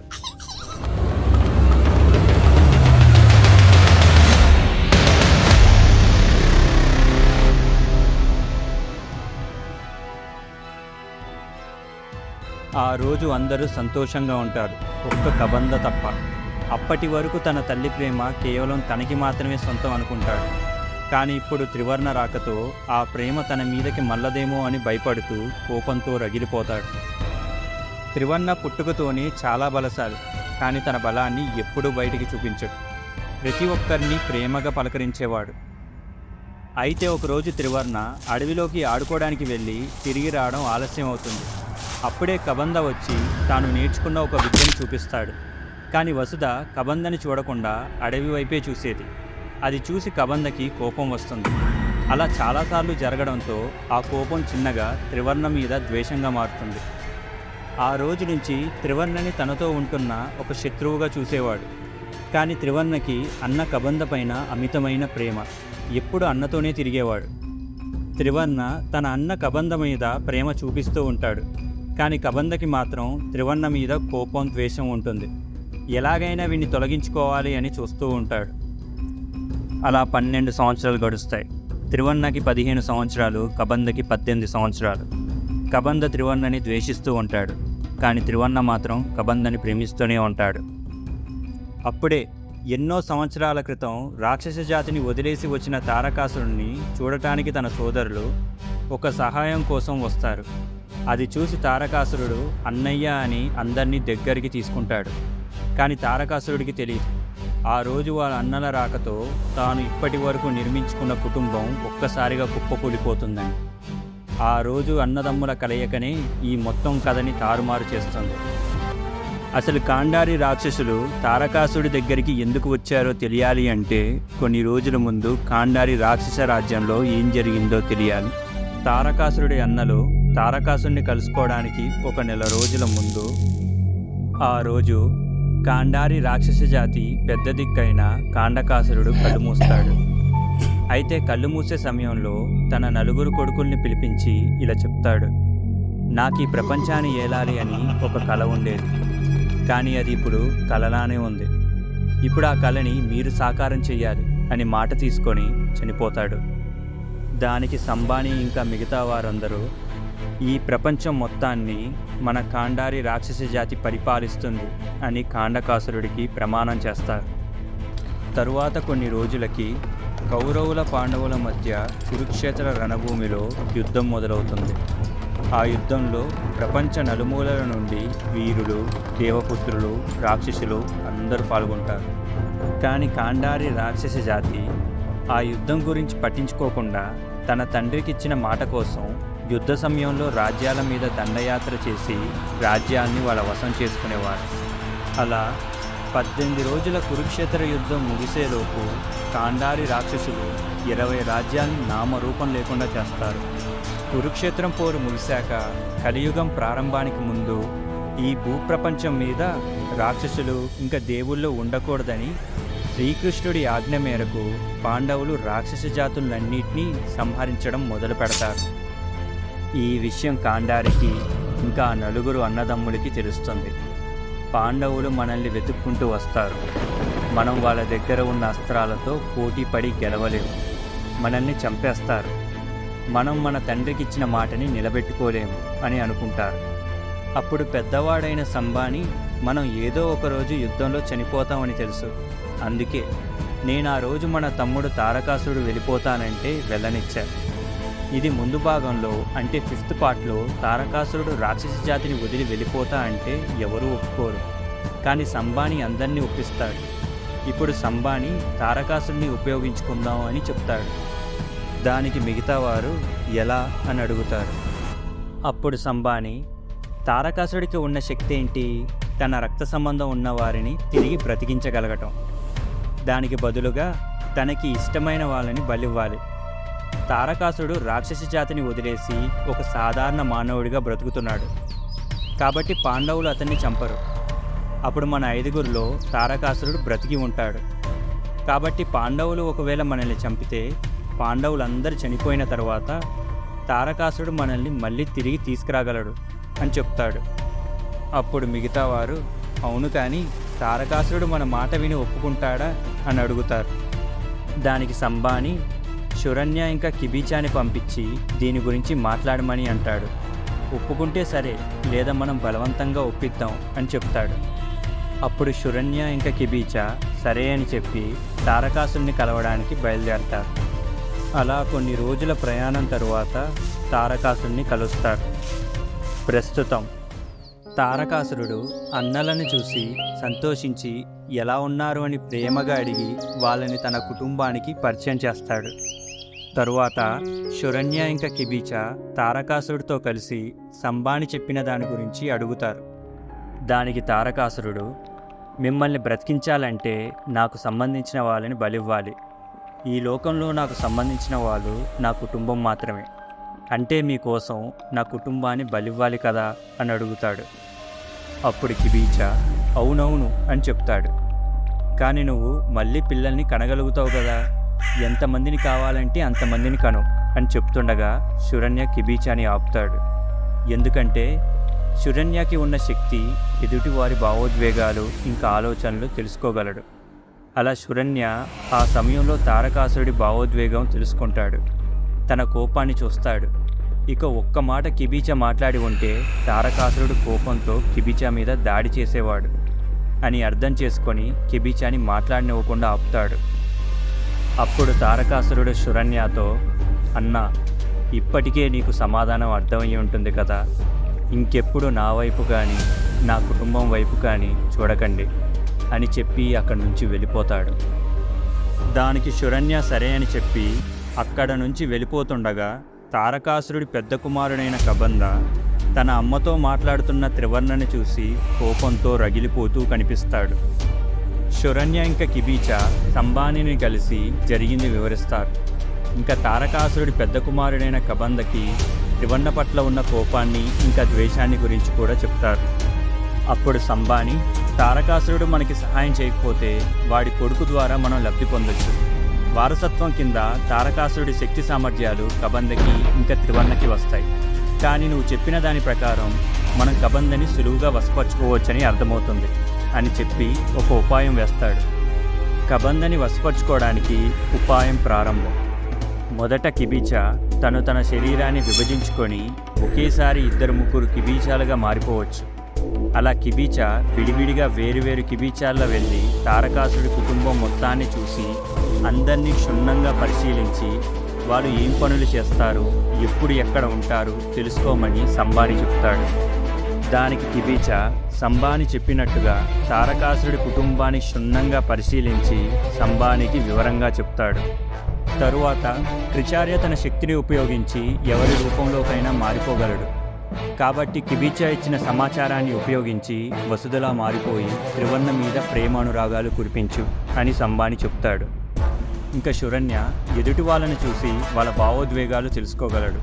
కాబట్టి వసుధలా మారిపోయిన క్రిచార్య త్రివర్ణ మీద ప్రేమ చూపిస్తున్న సమయంలో కబందని అక్కడికి రప్పించేలా చేసి తన ఆలోచనల్ని తెలుసుకొని తమ్ముడి మీద ఇంకా అమ్మ మీద ద్వేషం కలిగేలా చెయ్యమని, ఇంకా ఇక్కడ తనకి ఒక రాజ్యం, ఇంకా ఈ రాక్షస జాతి మొత్తం తనని పువ్వుల్లో పెట్టుకొని చూసుకుంటుందని మాయమాటలు చెప్పి నమ్మించమని సంబాని చెప్తాడు. దానికి అందరూ సరే అని చెప్పి ఉపాయాన్ని అమలు చేస్తారు. అలా కొన్ని రోజులు కబంద చూస్తుండగా తన అమ్మ వసుధ రూపంలో ఉన్న క్రిచార్య కేవలం త్రివర్ణ మీద ప్రేమ చూపిస్తుంది. అది చూసి కబంద కోపం ఇంకా పెరుగుతుంది. దాన్ని ఉపయోగించుకొని శురణ్య మాయమాటలు చెప్పి కబందని ఇంకా రెచ్చగొడతాడు. అయితే అలా ఒకరోజు కబందకి పట్టరాని కోపం వచ్చి తమ్ముడైన త్రివర్ణని చంపడానికి వెళ్తాడు. అది చూసిన నిజమైన వసుధ ఇంకా తారకాసురుడు వచ్చి కబందని ఆపి, నువ్వు రోజు రోజుకి రాక్షసుడిలా తయారవుతున్నావు, మా కళ్ళ ముందు ఉండకు అని కోపంగా చెప్తారు. దానికి కబందకి కోపం వచ్చి, నేను మీ కొడుకునే కాదు, కేవలం త్రివర్ణనే మీ కొడుకు, నా మీద ప్రేమ లేదు, నేను ఈ ఇంట్లో ఉండను అని అక్కడి నుంచి వెళ్ళిపోతాడు. కొద్దిసేపటికి త్రివర్ణ లేచి, అన్నయ్య అన్నయ్య ఎక్కడున్నావు అని అడుగుతాడు. దానికి తారకాసురుడికి బాధ వేసి, ఎంతైనా కబంద కూడా తన కొడుకే కదా అని కబందని వెతుక్కుంటూ వెళ్తాడు. అయితే వాళ్ళ నివాసానికి కొంత దూరంలో ఉన్న అడవిలో కబందని చూసిన తారకాసురుడికి ఒక క్షణం ఏమీ అర్థం కాలేదు. ఎందుకంటే కబంద శురణ్య, సంబాని, కిబీచా ఇంకా క్రిచార్యతో కనిపిస్తాడు. అది చూసి తారకాసురుడు కబందా కబందా అని అరుస్తూ వెళ్తాడు. కానీ సంబాని, మీ నాన్న ఎప్పటికీ నిన్ను అర్థం చేసుకోరు, మనం వెళ్దాం పద అని కబందని తీసుకొని వెళ్తాడు. ఇంకా శురణ్య, కిబీచా, క్రిచార్య తారకాసురుడిపై దాడి చేసి కుట్టి చంపేస్తారు. అయితే తారకాసురుడు చనిపోయే ముందు శురణ్య ఇంకా మిగతా వాళ్ళు తారకాసురుడితో, నువ్వంటే మాకు ఎప్పటినుంచో కోపం రా, మేమందరం ఒకలాగుంటే నువ్వు మాత్రం పిరికివాళ్లా ఉంటావు, ఇంకా శక్తిహీనులైన మానవుల్లాగా ఉంటావు, ఆలోచిస్తావు అని ఎప్పుడూ అనుకునేవాళ్ళం. నిన్ను ఏ రోజైనా మేమే చంపేయాలి అని అనుకున్నాం, కానీ నీ వల్ల ఉపయోగం ఉంటుందని సంబాని చెప్పడం వల్ల నువ్వు ఇన్ని రోజులు బ్రతికావు. మేమంతా కలిసి మా శక్తులను ఉపయోగించి నీ కొడుకుని పాచికల ఆటలో పావులా కదిపినట్టు కదిపాం. ఇప్పుడు మాకు కావాల్సింది మాకు వచ్చింది, ఇక నీతో అవసరం లేదు, ఈ రోజుతో మా కోరిక తీరిపోయింది అని చావు బ్రతుకుల్లో ఉన్న తారకాసురుడిని కొట్టి వదిలేసి వెళ్ళిపోతారు. అప్పుడు తారకాసురుడు కొన ప్రాణంతో ఇంటికి వెళ్తాడు. రక్తం అడుగుల్లో ఉన్న తారకాసురుడిని చూసి వసుధ బోరున ఏడుస్తుంది. ఇంకా తారకాసురుడు వసుధకి ఇంకా త్రివర్ణకి జరిగింది చెప్తాడు. ఇంకా తన అన్న అయిన కబందని కాపాడమని త్రివర్ణ దగ్గర మాట తీసుకొని చనిపోతాడు. తన కళ్ళెదుటే తండ్రి అలా చనిపోవడం చూసి అందరి మీద కోపంతో రగిలిపోతాడు. ఇక్కడ కాండారి రాక్షస జాతి మాత్రం కబందకి ఘనస్వాగతం పలుకుతుంది. రాక్షసులందరూ కబందని ఒక రాజులా చూస్తున్నారు. కబంద ఏం చెప్పినా వాళ్ళు చేసేవాళ్ళు. ఇక్కడ త్రివర్ణ మాత్రం సంబాని ఇంకా మిగతా వారి మీద కోపంతో రగిలిపోతాడు. ఎలాగైనా వాళ్ళని అడ్డుకొని తన అన్నైన కబందని విడిపించాలి అని అనుకుంటాడు. కబందకి మాయమాటలు చెప్పి వాళ్ళల్లో కలుపుకున్న సంబాని ఇంకా మిగతా రాక్షసులు కబంద మీద ప్రేమానురాగాలు చూపిస్తూ ఒక రాజు వలె చూసుకుంటారు. అయితే ఒకరోజు కిబీచా వేట కోసం అడవిలోకి వెళ్ళిన సమయంలో అక్కడే రాక్షసులతో పోరాడుతున్న భీముడికి చిక్కి భీముడి చేతిలో మరణిస్తాడు. కానీ కిబీచా చనిపోయే ముందు తన శక్తిని ఉపయోగించుకొని రెండుగా మారి తప్పించుకుంటాడు. ఇక్కడ కిబీచా శక్తి ఏంటంటే తను ఒకే సమయంలో తనని తాను ఎన్ని భాగాలుగా అయినా విభజించుకోగలడు. అప్పుడు ప్రతి విభజించబడిన శరీరంలో ఎంత శక్తి ఉంచాలో కూడా తానే నిర్ణయించుకోగలడు. అయితే భీముడు కిబీచాని చంపే సమయంలో మట్టి గుప్పి తన శక్తిని ఉపయోగించుకొని తన శరీరాన్ని విభజించుకొని బ్రతుకుతాడు. అసలు అక్కడ ఇద్దరు కిబీచాలు ఉన్నట్టు ఎవరికీ తెలియదు. ఎవరూ బ్రతికి ఉన్న కిబీచాని పసిగట్టలేరు. ఎందుకంటే బ్రతికి ఉన్న కిబీచా నుంచి అసలు ఏ శక్తి ఆవిర్భవించదు. దానికి కారణం తన పూర్తి శక్తిలో కేవలం 1% మాత్రమే తన రెండో శరీరంలో పెట్టుకొని తప్పించుకుంటాడు. ఇక్కడ కిబీచా యొక్క శక్తి ఎలా పనిచేస్తుందంటే కిబీచా తన శరీరాన్ని 2 భాగాలుగా విభజించిన తరువాత ఆ విడిపోయిన శరీరం మళ్ళీ తన శరీరంతో కలవాలి. కానీ ఇక్కడ కిబీచా యొక్క ముఖ్యమైన శరీరాన్ని భీముడు చంపేస్తాడు. ఇప్పుడు విడిపోయిన శరీరం మళ్ళీ తన శరీరంతో కలవలేదు. అలాంటప్పుడు ఆ విడి శరీరం ఎన్ని సంవత్సరాలైనా వయసు అవ్వదు. ఇంకా ఏ విధమైన అనివార్య కారణాల వల్ల కూడా చావు రాదు. కేవలం ఎవరో ఒకరు ఆ విడిగా ఉన్న శరీరాన్ని పసిగట్టి చంపితే తప్ప చావు రాదు. కానీ కిబిచా శరీరం నుంచి ఏ విధమైన శక్తి బయటికి రాదు, కాబట్టి ఎవరూ అంత సులువుగా పసిగట్టలేరు. అలా కిబిచా ఎన్ని సంవత్సరాలైనా బ్రతికి ఉండొచ్చు. కానీ తనకి ఒక చిన్న పిల్లాడికి ఉన్నంత శక్తి మాత్రమే ఉంటుంది. ఎందుకంటే భీముడి చేతిలో చనిపోయే ముందు తన శక్తిలో కేవలం 1% శక్తిని ఉపయోగించుకొని బ్రతుకుతాడు. మళ్ళీ తన పూర్వశక్తి రావాలి అంటే చనిపోయిన కిబిచా మళ్ళీ బ్రతికి రావాలి. వెంటనే బ్రతికి ఉన్న కిబిచా భీముడి గురించి ఇంకా పాండవుల గురించి సంబానికి చెప్తాడు. అప్పుడు సంబానికి ఒకటి అర్థమవుతుంది. పాండవులు ఇంకొన్ని రోజుల్లో ఇక్కడికి వస్తారు. అప్పుడు కబంధ ఇక్కడే మనతోనే ఉంటే పాండవులు అతన్ని కూడా చంపేస్తారు కదా, మరి ఇప్పుడు కబంధని ఎలా కాపాడాలి అని అనుకుంటాడు. అప్పుడు రాక్షస పురాణ గ్రంథంలో రాక్షసుడిని కాపాడడం కోసం ఉన్న ఒక మహాశక్తి గురించి తెలుసుకుంటాడు. అదేంటంటే ఒకటే రక్త సంబంధం ఉన్న రాక్షసులు ముగ్గురు కలిసి ఒకరి చుట్టూ రక్షగా ఒక శక్తిని ఏర్పాటు చేయొచ్చు. దాని లోపల ఉంటే ఎంతటి శక్తి అయినా బయటికి రాలేదు, లోపలికి పోలేదు. ఏ ఆయుధం దాన్ని నిర్వీణ్యం చేయలేదు. ఇంకది నిర్వీణ్యం కావాలి అంటే రాక్షస నక్షత్రంలో పుట్టిన 3 దుష్టశక్తులు కలయికతో నిర్వీణ్యం చేయొచ్చు. అయితే ఈ ప్రక్రియలో రక్షగా నిలబడ్డ రాక్షసులు మాత్రం చనిపోతారు అని తెలుస్తుంది. అప్పుడు సంబాని ఇది చాలు, దీన్ని ఉపయోగించుకొని కబంధని కాపాడి కబంధకి తోడుగా కిబిచాని ఉంచుదాం అని అనుకుంటాడు. అదంతా కబంధకి వివరిస్తాడు. ఇప్పుడు మన వంశాన్ని నువ్వే కాపాడాలి, నీకోసం మా ప్రాణాలు ఇస్తాం. నువ్వు మళ్ళీ బయటికి వచ్చాక నీ శక్తిని ఉపయోగించి మమ్మల్ని బ్రతికించాలి. నీకు తోడుగా కిబిచా ఎప్పుడు నీ వెంటనే ఉంటాడు అని చెప్తాడు. ఇక్కడ పాండవుల దృష్టిలో కిబిచా చనిపోయాడు, కాబట్టి కిబిచా బ్రతికే ఉన్నట్టు ఎవరికీ తెలియదు. సంబాని చెప్పిన దానికి కబంధ నా కోసం మా పెదనాన్నలందరూ చనిపోతున్నారు అని బాధపడుతూ మిమ్మల్ని అందరినీ నేను సరైన సమయం వచ్చినప్పుడు బ్రతికిస్తా అని ప్రమాణం చేస్తాడు. అలా ఒకరోజు ఉదయం ఈ దుష్ట కార్యానికి రంగం సిద్ధమవుతుంది. అయితే దీని గురించి తెలుసుకున్న త్రివర్ణ ఎలాగైనా దాన్ని ఆపాలి అని కాండారి రాక్షసుల స్థావరానికి బయలుదేరతాడు. అయితే త్రివర్ణ రాక గమనించిన కిబిచా త్రివర్ణ రాక గురించి వెంటనే సంబానికి చెప్తాడు. అప్పుడు సంబాని వాడు పిల్లకుంక, వాడు వచ్చి ఏం చేస్తాడు, మన వాళ్ళని పంపించి వాడిని కూడా బందీగా తీసుకురా, వాడు తర్వాత మనకి ఉపయోగపడతాడేమో అని చెప్తాడు. దానికి కిబిచా సంబాని చెప్పినట్టు రాక్షసులకి చెప్తాడు. దానికి రాక్షసులు సరే అని వెళ్తారు. త్రివర్ణ 16 ఏళ్ళు కూడా నిన్నని ఒక యువకుడు కాబట్టి రాక్షసులు నిన్ను మేము హింసించాం, మర్యాదగా మాతోరా అని వెటకారంగా అంటారు. అది పట్టించుకోకుండా త్రివర్ణ ముందుకు వెళ్తూ ఉంటాడు. దానికి కోపం వచ్చిన రాక్షసుల్లో ఒకడు త్రివర్ణ మీదకి దాడి చేయడానికి వస్తాడు. అప్పుడు త్రివర్ణ ఒక్కసారిగా పిడికిలి బిగించి ఆ రాక్షసుడిని గుద్దుతాడు. ఆ బలానికి ఆ రాక్షసుడు అరిచేలోపే చనిపోయాడు. అది చూసిన మిగతా వారందరూ 2 అడుగులు వెనక్కి వేస్తారు. అప్పుడు రాక్షసుల్లో ఒకడు వచ్చి వాడికి భయపడతారేంటి, అందరం కలిసి ఒక్కసారి మీద పడి వాణ్ణి అంతం చేద్దాం అని కోపంగా అరుస్తాడు. దానికి అందరు రాక్షసులు అరుస్తూ త్రివర్ణని చుట్టుముడతారు. అక్కడ త్రివర్ణ ఇంకా తన చుట్టూ తనని అంతం చేయడానికి కొన్ని 100 మంది రాక్షసులు ఉన్నారు. కానీ త్రివర్ణకి తెలుసు తను ఆలస్యం చేసే కొద్దీ అక్కడ వాళ్ళన్న తనకి దూరం అవుతాడని. ఇంతలో రాక్షసులు అందరూ కలిసి త్రివర్ణ మీద దాడి చేస్తారు. అది చూసి కోపంతో రగిలిపోయిన త్రివర్ణ తన చేతికి ఏది దొరికితే దానితో రాక్షసులపైన విరుచుకుపడ్డాడు. ఆ రోజు తన చేతిలో గడ్డిపోచ కూడా ఒక మారునాయుధంలా కనిపించింది.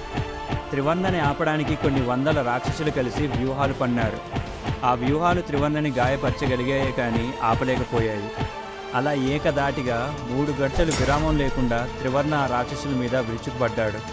తన ఒంట్లో నుంచి రక్తం కారుతున్నా తన అన్నని కాపాడుకోవాలి అన్న ఆవేదనతో ఆ రాక్షసుల్ని ఎదుర్కొంటాడు. ఆ రోజు త్రివర్ణ చేసిన యుద్ధం బయట ప్రపంచానికి తెలియని మారణ హోమం.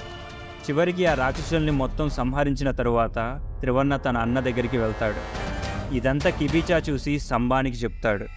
అప్పుడే త్రివర్ణ కూడా అక్కడికి వస్తాడు. అది చూసిన సంబాని కబంధతో, చూడు కబంధ, ఇప్పుడు మన వంశాన్ని అంతం చేయడం కోసం అందరినీ చంపడానికి వీడొచ్చాడు. దానికి అడ్డు వచ్చిన మీ నాన్నని కూడా చంపాడు వీడు. వీడిని ఆపకుంటే ఈరోజు మనం అందరం చనిపోతాం అని చెప్తాడు. అది చూసి కబంధ త్రివర్ణతో, నాకన్నా నాన్న నిన్నే ఎక్కువ ప్రేమించాడు, అలాంటిది నువ్వు అతన్ని చంపుతావా అని కోపంగా త్రివర్ణ దగ్గరికి వెళ్తాడు. దానికి త్రివర్ణ, అన్నా వాళ్ళు చెప్పేది నమ్మకు, వాళ్ళు మన శక్తి కోసం మన ఇంటికి వచ్చారు, దానికి నాన్న ఒప్పుకోలేదు, అందుకే నిన్ను వాళ్ళ చేపు చేతుల్లో పెట్టుకొని నీ ద్వారా వాళ్ళకి కావాల్సింది రాగానే నాన్నని చంపారు, నన్ను నమ్మన్నా అని చెప్తాడు. అదంతా విన్న కబంద ఇంక చాలు, నీ అబద్ధాలు ఇంక చాలు అని త్రివర్ణ మీదకి కోపంగా వస్తాడు. దానికి త్రివర్ణ, అన్నా నేను చెప్పేది నిజం అని చెప్తుండగా కబంద వేగంగా వచ్చి త్రివర్ణ గుండెల్లో కత్తిని దింపుతాడు. అప్పుడు త్రివర్ణ తన అన్న భుజాల మీద పడి ఏడుస్తూ ఉంటాడు. ఇంతలో సంబాని వచ్చి, కబంద మన గడియలు దగ్గర పడుతున్నాయి పద అని చెప్తాడు. అప్పుడు త్రివర్ణ సంబానిని తన ఎర్రటి కన్నులతో కోపంగా చూస్తాడు. అది చూసిన సంబాని ఆ చూపుకే తను చనిపోతాడేమో అన్న భయం వేసి వెంటనే 2 అడుగులు వెనక్కి వేస్తాడు. దానికి కబంద, సరే పెదనాన్న నేను వెళ్తా, మీరు వీడిని చంపేసి రండి అని అక్కడి నుంచి వెళ్ళిపోతాడు. అప్పుడు కొనప్రాణంతో త్రివర్ణ మోకాల మీద కూర్చుంటాడు. అది చూసి సంబాని, కృచార్య, శురణ్య తనని చూస్తూ, ఇప్పుడు నువ్వు ఏం చేయగలుగుతావురా?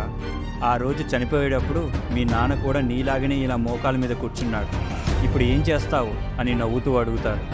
అదంతా చూసిన త్రివర్ణ కొనప్రాణంతో శురణ్యాన్ని తన చేతులతో ఊపిరాడకుండా పట్టుకుంటాడు. అది చూసి కృచార్య తన కత్తితో వెనక నుండి త్రివర్ణని పొడుస్తాడు. దానికి త్రివర్ణ శురణ్యని వదిలేసి కింద పడతాడు. అప్పుడు సంబాని ఇంకా కృచార్య శురణ్యతో, నీకేం కాలేదు కదా అని అడుగుతారు. దానికి శురణ్య, ఏం కాలేదు, వాడు చచ్చాడా అని అడుగుతాడు. అప్పుడు కృచార్య, చచ్చే ఉంటాడు అని చెప్పి అక్కడి నుండి ముగ్గురు కలిసి కబంద దగ్గరికి వెళ్తారు. అక్కడ అందరూ కలిసి రాక్షస పురాణంలో ఉన్నట్టుగా సంబాని, కృచార్య, శురణ్య వాళ్ళ ప్రాణాలను అర్పించి ఒక శక్తి గోళాన్ని తయారు చేసి వాళ్ళని మళ్ళీ తిరిగి తీసుకురావాలి అని ఆదేశంతో కబందని అందులో ఉంచుతారు. అది జరిగిన కొద్దిసేపటికి అక్కడికి త్రివర్ణ వాళ్ళ అమ్మ వసుధ పాండవ సైన్యంతో వచ్చి ఆ మారణ హోమాన్ని చూసి త్రివర్ణ కోసం వెతుకుతుంది. పాండవులు, పాండవ సేన అక్కడ జరిగిన రక్తపాతాన్ని చూసి ఒక 16 ఏళ్ళు కూడా నిండని ఒక బాలుడు ఇంత రక్తపాతాన్ని సృష్టించాడా అని ఆలోచిస్తారు. అసలు మనకి తెలియకుండా ఈ వీరుడు ఇన్ని రోజులు ఎక్కడ ఉన్నాడు అని అనుకుంటారు. అప్పుడు వసుధ రక్తపు మడుగుల్లో ఉన్న త్రివర్ణ శవాన్ని చూసి బోరున ఏడుస్తుంది. అయితే ఆ శవం పక్కనే త్రివర్ణ చనిపోయే ముందు తన రక్తంతో, అమ్మ నేను ఓడిపోయా, నాన్నకిచ్చిన మాట నిలబెట్టుకోలేకపోయా అని రాసి ఉంటుంది. అది చూసి వసుధ ఇంకా బాధపడుతూ ఏడుస్తుంది. ఇంకా వెంటనే తన ఆరాధ దైవం అయిన శ్రీకృష్ణుడిని బోరున ఏడుస్తూ ప్రార్థిస్తుంది. వసుధ కృష్ణుడి భక్తురాలు. ప్రతిరోజు తూచా తప్పకుండా కృష్ణుడికి పూజ, నైవేద్యం పెట్టి తన పేరు మీద తోచిన వారికి తోచినంత సహాయం చేసేది. కానీ ఏ రోజు కృష్ణుడిని ఏమీ అడగలేదు. ఆ రోజు కృష్ణుడిని తలుచుకున్న వెంటనే 1000 కాంతుల వెలుగులో ఈ సృష్టి మొత్తాన్ని తన చేతుల్లో పెట్టుకొని అమోఘమైన తేజస్సుతో శ్రీకృష్ణుడు ప్రత్యక్షమవుతాడు. అప్పుడు పాండవులందరూ మోకాల మీద కూర్చొని కృష్ణుడిని నమస్కరిస్తారు. అప్పుడు కృష్ణ, అమ్మ వసుధ, ఇన్ని రోజులకి నా అవసరం వచ్చిందా? చెప్పు తల్లి, నీకేం కావాలో కోరుకో అని అడుగుతాడు. దానికి వసుధ కృష్ణుడితో, కృష్ణ, నేను ఏ రోజు ఎవరికీ హాని చేయలేదు, ఇంకా ప్రతిరోజు నిన్ను పూజించా, అందరికీ సహాయం చేశా, అయినా కూడా నా కుటుంబం ఇలా అవుతుందని నేను అనుకోలేదు. ప్రాణం కన్నా ఎక్కువగా ప్రేమించిన నా భర్త ప్రాణాలు వదిలేశాడు. నా సర్వస్వం అనుకున్న 2 కుమారులు శత్రువులుగా మారి చంపుకునేదాకా వచ్చారు. ఇలా ఎందుకు జరిగింది? నేను ఏ పాపం చేశా?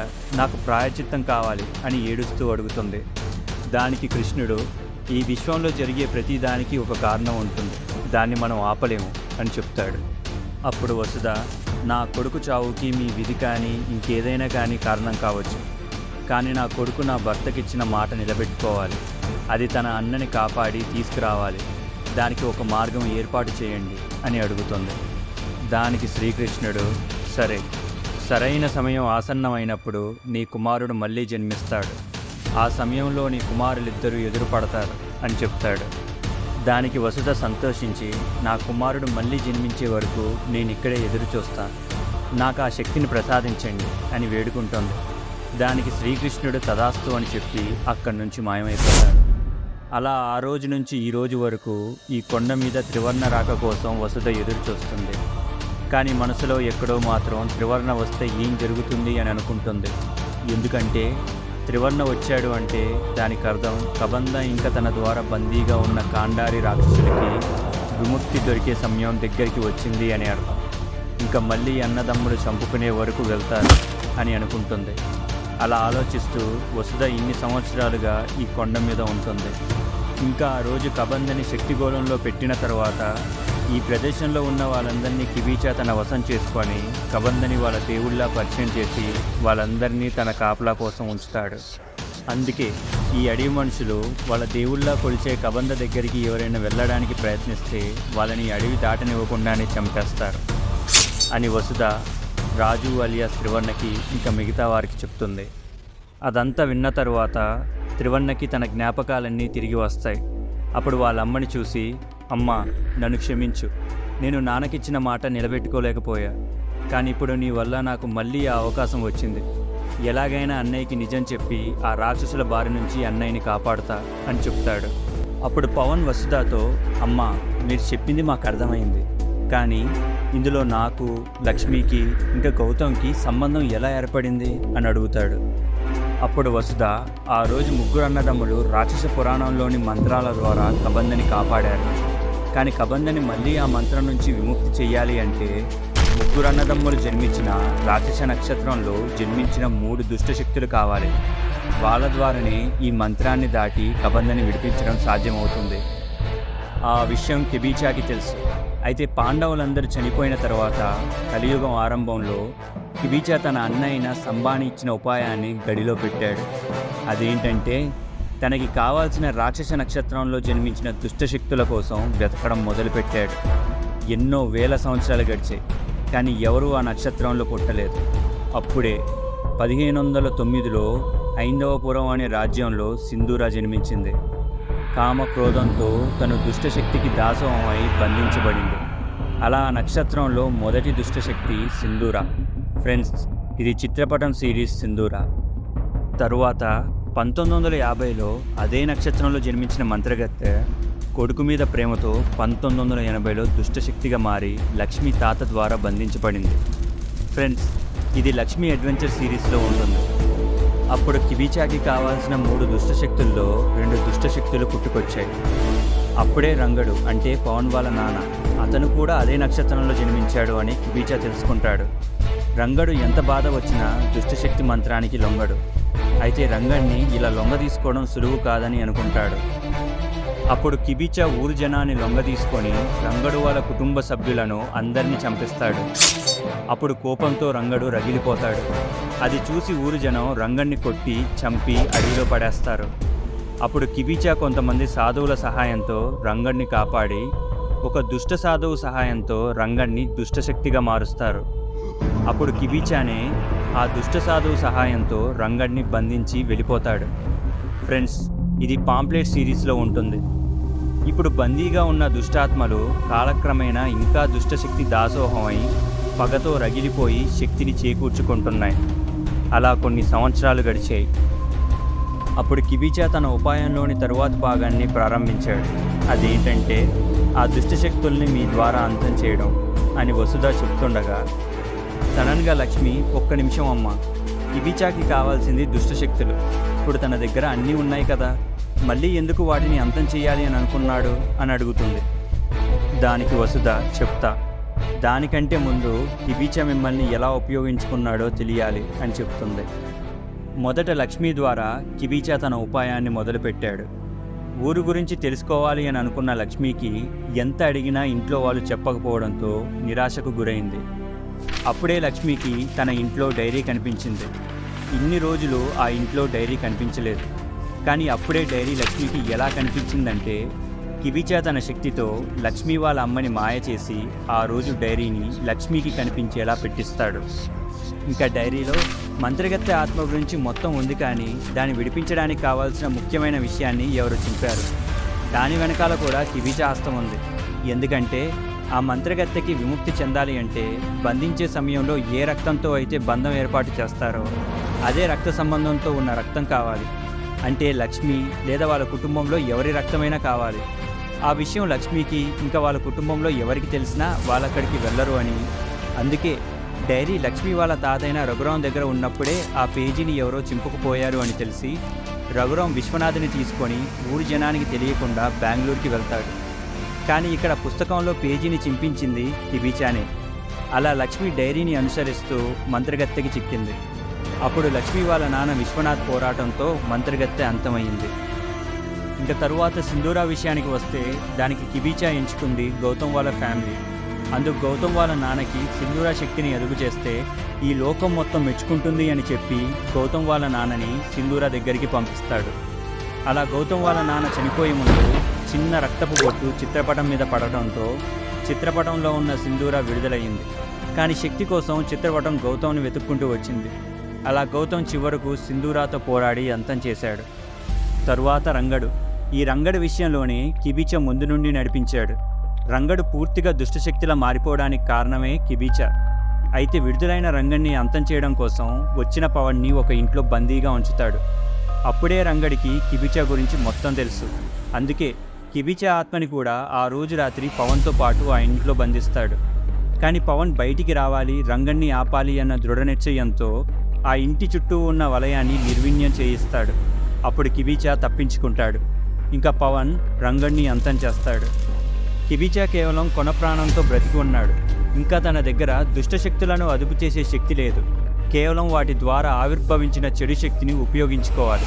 అందుకే అందరి సహాయంతో కిబీచా ఆ దుష్టశక్తుల్ని అంతం చేయించి ఆ ప్రదేశంలో అప్పటి వరకు ఆవిర్భవించిన చెడు శక్తులను తన దగ్గర ఉన్న మాయాకూజాలో దాచిపెట్టుకున్నాడు. ఇప్పుడు ఆ మాయాకూజాలో ఉన్న దుష్టశక్తుల సహాయంతో కబందని విడిపిస్తున్నాడు అని వసుధ చెప్తుంది. దానికి పవన్, అంటే ఇప్పుడు మనం కిబీచాని మాయాకూజాని ఉపయోగించకుండా ఉండేలా చూడాలా అని అడుగుతాడు. దానికి వసుధ, లేదు, కిబీచా ఎప్పుడో ఆ మాయాకూజాని ఉపయోగించాడు. కబంద విడుదల ఖాయం. కానీ మీరు కబందని ఆపాలి. అది తన సోదరుడైన త్రివర్ణకి సాధ్యమవుతుంది. ఇంకా మిగతా వారు ఇప్పటి వరకు ఎదుర్కొన్న దుష్టశక్తులతో మళ్ళీ పోరాటం చేయాలి. అంటే మంత్రగత్తె, సింధూర, రంగడు మళ్ళీ వస్తారు. వాళ్ళని మళ్ళీ ఆపాలి. ఇంకా కబందలో ఈ 3 దుష్టశక్తులు వశమవడంతో పాటు రాక్షస మంత్రశక్తి ఉండటం వల్ల ఈ లోకంలో ఉన్న దుష్టశక్తులు ఇంకా ఆత్మల మీద పట్టు వస్తుంది. అంటే సర్వ దుష్టశక్తులకి అధిపతి. కబంద ఆదేశానికి ఏ దుష్టశక్తి అయినా లొంగిపోతుంది అని చెబుతుంది. అదంతా విన్న త్రివర్ణ, అమ్మ, నేను ఎలా అన్నయ్యని ఆపగలను అని అడుగుతాడు. దానికి వసుధ త్రివర్ణకి ఒక శక్తిని ఇచ్చి, ఇది కబంద దిగ్భ్రాంతిలో ఉన్నప్పుడు తన మీద ఈ శక్తిని ప్రయోగించు. ఇది కేవలం ఒక్కసారి మాత్రమే పనిచేస్తుంది. జాగ్రత్తగా చెయ్యు అని చెప్తుంది. దానికి త్రివర్ణ సరే అని చెప్తాడు. ఇంకా శుద్ర, మేము వాళ్ళని ఆపాలి అంటే ఆ అడవి దాటాలి. కానీ అక్కడ చెట్ల మీద ఉండి మమ్మల్ని ఆపుతున్న కబంద సైన్యాన్ని ఎలా దాటగలం అని అడుగుతాడు. దానికి వసుధ, ప్రతి అమావాస్య రోజు ఆ సైన్యం చెట్లను వీడి కబందని ప్రార్థించడానికి వెళ్తారు. అప్పుడు మీరు ఆ అడవిని దాటొచ్చు. ఈరోజు రాత్రి అమావాస్య, మీకు మిగిలింది ఈ రోజు మాత్రమే. ఈ రోజు రాత్రి మీరు కబందని చేరుకోలేకపోతే కబంద ఈ లోకాన్ని ఏలుతాడు అని చెప్తుంది. దానికి త్రివర్ణ, ఈ రాత్రికే మేము కబందతో తలబడతాం. ఎలాగైనా కబందని ఆ రాక్షసుల నుంచి కాపాడి ఈ వినాశనాన్ని ఆపుతాం అని చెప్తాడు. దానికి వసుధ సంతోషం అని చెప్పి అక్కడి నుంచి మాయమైపోతుంది. అప్పుడు పవన్ త్రివర్ణతో, మీ అమ్మ తన శక్తి మొత్తాన్ని ఉపయోగించి మనకి నిజం చెప్పింది. ఇప్పుడు శక్తి నశించడంతో తను వెళ్లాల్సిన ప్రదేశానికి వెళ్ళిపోయింది అని చెప్తాడు. దానికి త్రివర్ణ, నాకు తెలుసు. ఇప్పుడు మనం ఆలోచించాల్సింది అమ్మ గురించి కాదు, ఆ అడవిలో ఉన్న అన్నయ్య గురించి. మనం ఎలాగైనా ఈ రాత్రికి లోపలికి వెళ్ళాలి. అందరూ సిద్ధంగా ఉండండి అని చెప్తాడు. అలా వాళ్ళు కొండ దిగి క్యాంప్ దగ్గరికి చేరుకుంటారు. అప్పటికి టైం సాయంత్రం 6 గంటలవుతుంది.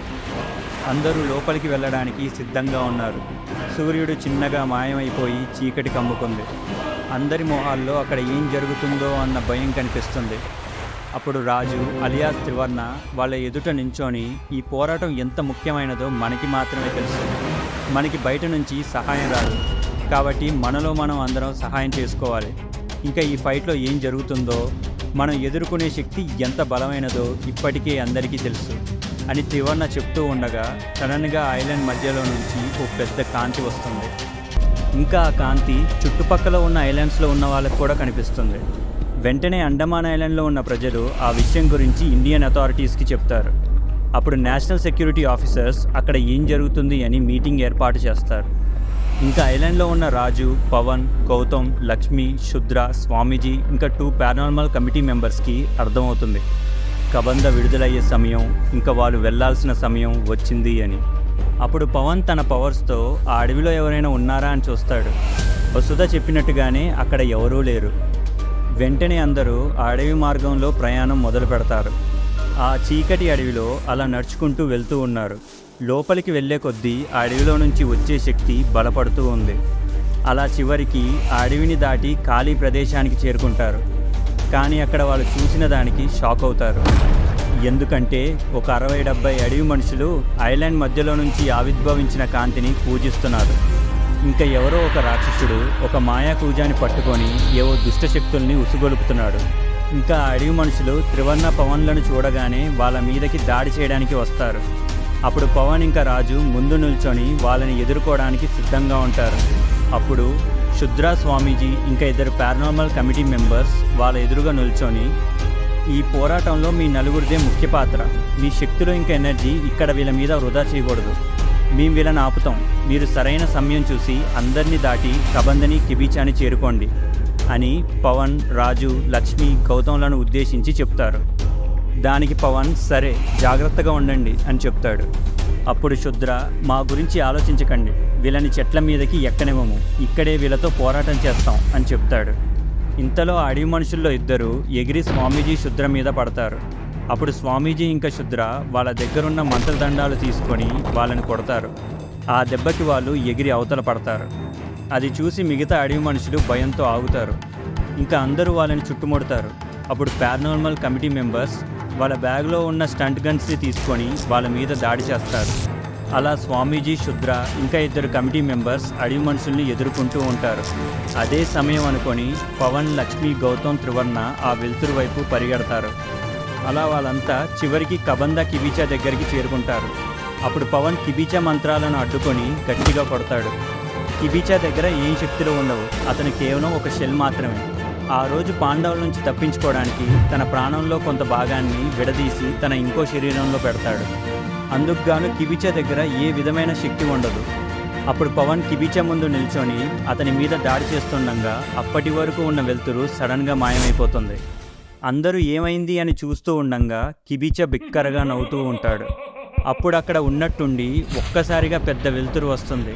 ఆ వెలుతురులో నుంచి 3 నడుచుకుంటూ వస్తారు.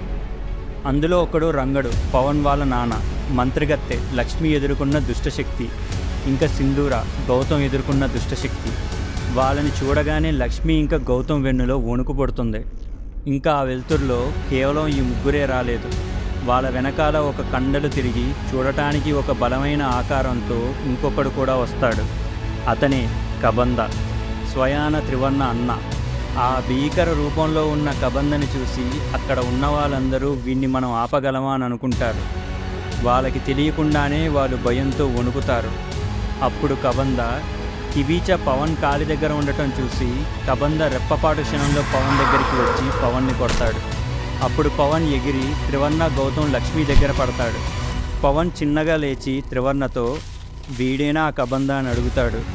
ఇంకా అక్కడే తన తండ్రిని కూడా చూస్తాడు పవన్ తన తండ్రిని చూసి సంతోషపడాలో బాధపడాలో కూడా తెలియడం లేదు. లక్ష్మికి, గౌతమ్కి మాత్రం వాళ్ళ ముందున్న దుష్టశక్తులను ఎలా ఎదుర్కోవాలో కూడా అర్థం కావటం లేదు. ఇంతలో కబంద ఎగిరి త్రివర్ణ ముందుకు దూకి, ఏరా ముద్దుల తమ్ముడా, మళ్ళీ వచ్చావా? నాన్నని చంపినందుకు నిన్ను మళ్ళీ చంపే అవకాశం నాకు వచ్చింది అని చెప్తాడు. అప్పుడు త్రివర్ణ, అన్నయ్య ముందు నేను చెప్పేది విను, నువ్వు చేసేది చూసేది అంతా మాయ అని చెప్తాడు. అప్పుడే పవన్ తన పూర్తి శక్తిని కూడగట్టి కబందని గుద్దుతాడు. కానీ కబందకి ఏమీ కాదు. అప్పుడు కబంద పవన్ వైపు చూసి, పిల్లాడు ముచ్చట పడుతున్నట్టున్నాడు, మీరు వెళ్ళి వాళ్ళతో కొంచెం మాట్లాడండి, నేను నా తమ్ముడితో మాట్లాడాలి అని రంగడు, సింధూర, మంత్రిగత్తెకి చెప్తాడు. అప్పుడు కబంద ఆజ్ఞ మేరకు సరే అని చెప్పి రంగడు పవన్ మీదకి, మంత్రిగత్తె లక్ష్మి మీదకి, సింధూర గౌతమ్ మీదకి ఎగురుతారు. అప్పుడు పవన్ రంగడుని చూసి, నాన్న నువ్వు ఎందుకు కబంద చెప్పిన మాటలకు తల ఉంచుతున్నావు, నాతో చెప్పు అని అడుగుతాడు. కానీ రంగడు అది పట్టించుకోకుండా పవన్ మీద అటాక్ చేస్తాడు. కానీ పవన్ తప్పించుకుంటాడు. అప్పుడు కిబీచా, రంగడు మీ నాన్ననే కావచ్చు, కానీ మీ నాన్న అసలు ఏం చేస్తున్నాడో అతనికే తెలియదు, వాడిప్పుడు నా కొడుకు కబంద చెప్పినట్టు వింటాడు అని నవ్వుతూ చెప్తాడు. వాళ్ళ నాన్నని అలా చూసేసరికి పవన్కి విపరీతమైన కోపం వస్తుంది. కానీ ఏం చేయాలో అర్థం కాదు. అలా పవన్ రంగణ్ణి కొట్టకుండా తప్పించుకుంటాడు. ఇక్కడ లక్ష్మి కూడా మంత్రగత్తెతో మాట్లాడడానికి ట్రై చేస్తూ ఉంటుంది. ఎందుకంటే మంత్రగత్తె ఆత్మ కూడా చనిపోయే ముందు తన తప్పు తెలుసుకొని అందరికీ క్షమాపణ చెప్తుంది. ఇప్పుడు ఎందుకు మళ్ళీ అలా అయ్యింది అని లక్ష్మి మంత్రగత్తెతో మాట్లాడడానికి ప్రయత్నిస్తూ ఉంటుంది. కానీ మంత్రగత్తె మాత్రం లక్ష్మి మీద దాడి చేస్తూ ఉంటుంది. లక్ష్మి కూడా తప్పించుకుంటూ దొరికిన దాంతో కొట్టడానికి ప్రయత్నిస్తుంది. కానీ ఏం ప్రయోజనం లేదు. ఇంకా సింధూర మాత్రం మొదటి నుంచి దుష్టశక్తియే కాబట్టి గౌతమ్ మీద విరుచుకుపడుతుంది. కానీ గౌతమ్ సింధూరాన్ని చూసి ఏం భయపడకుండా ఎదురుదాడికి దిగుతాడు. గౌతమ్ శుద్ర దగ్గర నేర్చుకున్న విద్యలను ఉపయోగించి సింధూరాతో ముఖాముఖి పోటీకి దిగుతాడు. కానీ సింధూర శక్తి ముందు నిలవలేకపోతాడు. అప్పుడు త్రివర్ణ గౌతమ్కి సహాయం చేద్దామని వెళ్తుండగా కబంధ వచ్చి, ఎక్కడికి రా, నువ్వు నేను తేల్చుకోవాల్సిన లెక్క చాలా ఉంది అని త్రివర్ణని బలంగా కొడతాడు. ఆ దెబ్బకి త్రివర్ణ ఎగిరి దూరంగా పడతాడు. అప్పుడు త్రివర్ణ లేచి కబంధ మీద దాడికి సిద్ధమయ్యి కబంధని తన శక్తితో గట్టిగా కొడతాడు. అప్పుడు కబంధకి బలంగా దెబ్బ తాకుతుంది. అలా కబంధ ఇంకా త్రివర్ణ సరాసరి పోటీకి దిగుతారు. ఆ ఇద్దరి మధ్య జరిగే యుద్ధం నుంచి వచ్చే శబ్దం కూడా భయంకరంగా ఉంటుంది. ఇద్దరూ సమవూజులే. త్రివర్ణకి పూర్తిగా తన గతం గుర్తుకు రావడంతో తన శక్తి సామర్థ్యాలు బయటికి వచ్చింది. ఇంకా ఇన్ని రోజులు ఏకాంతంగా మంత్రచరలో ఉన్న కబంధ బయటికి రావడంతో రెట్టింపు ఉత్సాహంతో పోరాటం చేస్తూ ఉంటాడు. గింతలో లక్ష్మి ఇంకా గౌతమ్ మంత్రగత్తె ఇంకా సింధూర చేతిలో గాయాల పాలవుతారు. అది చూసి త్రివర్ణ ఇంకా పవన్ వాళ్ళకి సహాయం చేద్దామని అనుకుంటారు. కానీ రంగడు ఇంకా కబంధ వాళ్ళని అడ్డుకుంటారు. ఇంతలో అక్కడికి స్వామీజీ శుద్ర వచ్చి లక్ష్మి ఇంకా గౌతమ్కి అండగా నిలుస్తారు. అది చూసి పవన్ సంతోషించి రంగడిని ఎలాగైనా నేను ఆపాలి, వాళ్ళు ఎక్కువసేపు ఎదుర్కోలేరు అని అనుకుంటాడు. అప్పుడు పవన్ ఇంకా చేసేదేమి లేక రంగడు మీదకి పిడుగుద్దులు గుద్దుతాడు. దానికి రంగడు ఎగిరి దూరంగా పడతాడు. పవన్ తన శక్తి మొత్తాన్ని చేకూర్చి రంగడితో యుద్ధానికి దిగుతాడు. పవన్ యొక్క శక్తి దాటికి రంగడు కూడా ఇబ్బంది పడుతూ ఉంటాడు. పవన్ రంగడికి ఏమాత్రం అవకాశం ఇవ్వకుండా రంగడు మీదకి ఎదురుదాడి చేస్తూనే ఉంటాడు. త్రివర్ణ కబంధల పోరాటం జరుగుతుంటే సమయం గడిచే కొద్దీ ఇద్దరి మధ్య పోరాటం వేడెక్కుతుంది. శుద్ర గౌతమ్ సింధూర మీదకి, ఇక స్వామీజీ లక్ష్మి మంత్రగత్తె మీదకి ఎదురుదాడి చేస్తారు. కానీ వాళ్ళకి ఆ దుష్టశక్తుల ముందు ఎక్కువసేపు నిలవలేరు అని తెలుసు. ఆ శక్తులను అంతం చేయగలిగే మార్గం త్వరగా వెతకాలి అని అనుకుంటారు. ఇంతలో పవన్ తల మీద రంగడు బలంగా కొడతాడు. దానికి పవన్ స్పృహ కోల్పోయి పడతాడు. అప్పుడే పవన్కి సడన్గా ఒకటి గుర్తుకొస్తుంది. అదేంటంటే ఏ దుష్టశక్తి ఇంకో దుష్టశక్తిని అదుపు చేయలేదు. ఒకవేళ చేస్తే ఆ దుష్టశక్తిని అదుపు చేసే శక్తి నుంచి బయటికి తీసుకురావాలి. అది ఎలా సాధ్యం అవుతుందంటే ఆ దుష్టశక్తికి మళ్ళీ పునర్జన్మించే అవకాశం ఇవ్వాలి. అంటే రంగడ ఆత్మ విడుదలవ్వడానికి పవన్ యొక్క శక్తి కారణం. కాబట్టి ఒక విధంగా రంగడు పునర్జన్మించడానికి పవనే కారణం. అప్పుడు పవన్ రంగడ్ని అటాక్ చేయడం ఆపేసి రంగడు ఆత్మని పునర్జన్మించడానికి కావాల్సిన పవన్ రక్తాన్ని చేకూర్చి రంగడు నుదుటి మీద పెట్టి కళ్ళల్లోకి చూస్తూ మంత్రప్రయోగం చేస్తాడు. అప్పుడు రంగడు ఒక్కసారిగా గట్టిగా అరుస్తూ కబంధ చెర నుంచి విముక్తి చెంది పవన్ని చూసి గుర్తుపడతాడు. అప్పుడు వెంటనే పవన్ ఈ విషయం గురించి లక్ష్మికి ఇంకా స్వామీజీకి చెప్తాడు. వెంటనే స్వామీజీ కూడా లక్ష్మీ రక్తాన్ని తీసుకుంటాడు. ఎందుకంటే మంత్రగత్తె విముక్తి చెందడానికి లక్ష్మీ వాళ్ళ కుటుంబ సభ్యుల రక్తం కావాలి. అప్పుడు లక్ష్మీ రక్తమే దానికి పునర్జన్మిస్తుంది. దాంతో స్వామీజీ మంత్రగత్తెని అంతం చేయడానికి ఉపయోగపడ్డ శిలాపటాన్ని తీసుకొని దానిని లక్ష్మీ రక్తంతో తడిపి వెంటనే లక్ష్మీకి ఆ శిలాపటాన్ని ఇచ్చి మంత్రగత్తె నుదుటి మీద పెట్టమని చెప్తాడు. వెంటనే స్వామీజీ మంత్రగత్తెని కదలనివ్వకుండా బంధిస్తాడు. అప్పుడు లక్ష్మి ఆ శిలాపటాన్ని తీసుకొచ్చి మంత్రగత్తె నుదుటి మీద పెట్టి పవన్ చెప్పిన మంత్రాన్ని చెప్తుంది. అప్పుడు మంత్రగత్తె కూడా అరుస్తూ కబంధ చెర నుండి విముక్తి చెంది లక్ష్మిని చూసి గుర్తుపట్టి, అమ్మ లక్ష్మి ఏమైంది అని అడుగుతుంది. దానికి లక్ష్మి ఊపిరి పీల్చుకొని కింద కూర్చొని ఏడుస్తుంది. అదంతా చూసిన కబంధ కోపంతో పవన్ వైపు చూసి వీడు బ్రతుకుంటే సమస్య అని కబంధ పవన్ మీద దాడి చేయడానికి వెళ్తాడు. అప్పుడు త్రివర్ణ అడ్డుపడి, అన్నయ్య నీతో నాకు ఇంకా లెక్క తేలలేదు అని కబంధని కొడతాడు. ఇంతలో పవన్ రంగడితో, నాన్న నువ్వు అంతమయ్యే ముందు చెప్పిన పెను ప్రమాదం రానే వచ్చింది, దాని నుంచి ఈ లోకాన్ని కాపాడడానికి నీ సహాయం కావాలి అని చెప్తాడు. దానికి రంగడు నాకు అర్థమైంది అని చెప్తాడు. అప్పుడే గౌతమ్ శుద్రాలు సింధూరాతో పోరాటం చేస్తూనే ఉంటారు. దానికి స్వామీజీ శుద్రతో సింధూర మీద కూడా ఇలా మంత్రప్రయోగం చేయొచ్చు కదా అని అడుగుతాడు. ఆ మాటలకి శుద్ర, లేదు, సింధూర ఎప్పుడూ ఒక దుష్టాత్మని, దానికి పునర్జన్మనిస్తే శక్తి పెరిగి మన మీదనే పై చేయి సాధిస్తుంది, అందుకే దాన్ని ఇలానే ఎదుర్కోవాలి అని చెప్తాడు. అప్పుడు స్వామీజీ పవన్తో దీన్ని ఎలా ఆపగలం అని అడుగుతాడు. దానికి పవన్ ఎలా అని ఆలోచిస్తూ ఉండంగా రంగడు మమ్మల్ని ఆపాలి అంటే మా శక్తిని బంధించిన మాయా పూజాని ఉపయోగించాలి, ఇంకా దానిలో మమ్మల్ని బంధించి ఆ మాయా పూజాని అంతం చెయ్యాలి అని చెప్తాడు. అప్పుడు పవన్ ఆ మాయా పూజా వైపు చూస్తాడు. కానీ కిబిచా ఆ మాయా పూజాని తీసుకొని అడవిలోకి పరిగెడుతూ ఉంటాడు. పవన్ రంగడితో, నానా మీరు ఇంకా మంత్రగత్తె లక్ష్మీ, గౌతమ్, శుద్ర, స్వామీజీ అందరి సహాయంతో కలిసి ఆ సింధూరాన్ని అడ్డుకోండి, నేను వెళ్ళి ఆ మాయా పూజాని కిబిచా నుంచి తీసుకువస్తా అని చెప్పి కిబిచాని తరువుకుంటూ వెళ్తాడు. పవన్ చెప్పినట్టుగా అందరూ కలిసి సింధూరాన్ని ఎదుర్కొంటారు. వాళ్ళందరి ముందు సింధూర నిలవలేకపోతుంది. అలా సింధూర మీద అందరూ పై చేయి సాధిస్తారు. పవన్ మాత్రం కిబిచాని తరుముకుంటూ అడవిలోకి పరిగెట్టుకుంటూ వెళ్తాడు. అలా కొంత దూరం పరిగెట్టాక పవన్ కిబిచాని చేరుకొని తన శక్తి మొత్తాన్ని ఉపయోగించి కిబిచాని గుద్దుతాడు. దానికి కిబిచా తన చేతిలో ఉన్న మాయా కూజాని కింద పడేస్తాడు. అప్పుడు పవన్ ఆ కూజాని తీసుకొని కిబిచాని బంధించి రణభూమికి తీసుకొస్తాడు. ఇక్కడ త్రివర్ణ కబంధ పోరాటం మాత్రం కొంచెం కూడా ఆగేలా కనిపించటం లేదు. త్రివర్ణ మీద చిన్న చిన్నగా కబంధ పై చేయి సాధిస్తున్నాడు. త్రివర్ణ ఒంట్లో నుంచి రక్తం కారుతుంది. అయినా సరే త్రివర్ణ కబంధ మీద దాడి చేస్తూనే ఉంటాడు. త్రివర్ణ ఎలాగైనా కబంధకి నిజం తెలిసేలా చెయ్యాలని ప్రయత్నిస్తూనే ఉంటాడు. కానీ కబంధ త్రివర్ణ మాటలు వినకుండా త్రివర్ణ మీద దాడి చేస్తూనే ఉంటాడు. అలా వాళ్ళిద్దరి దాటికి చెట్లతో ఉన్న అడవి కూడా నేలమటమైంది. ఇంతలో పవన్ అక్కడికి వచ్చి ఆ మాయా కూజాని తీసుకొచ్చి ఎలా ఉపయోగించాలి అని రంగణ్ణి అడుగుతాడు. దానికి అక్కడ ఉన్న మంత్రగత్తె నాకు తెలుసు అని ఆ మాయా కూజాని గౌతమ్ చేతికిచ్చి మంత్రగత్తె ఒక మంత్రాన్ని శుద్రాకి చెప్తుంది.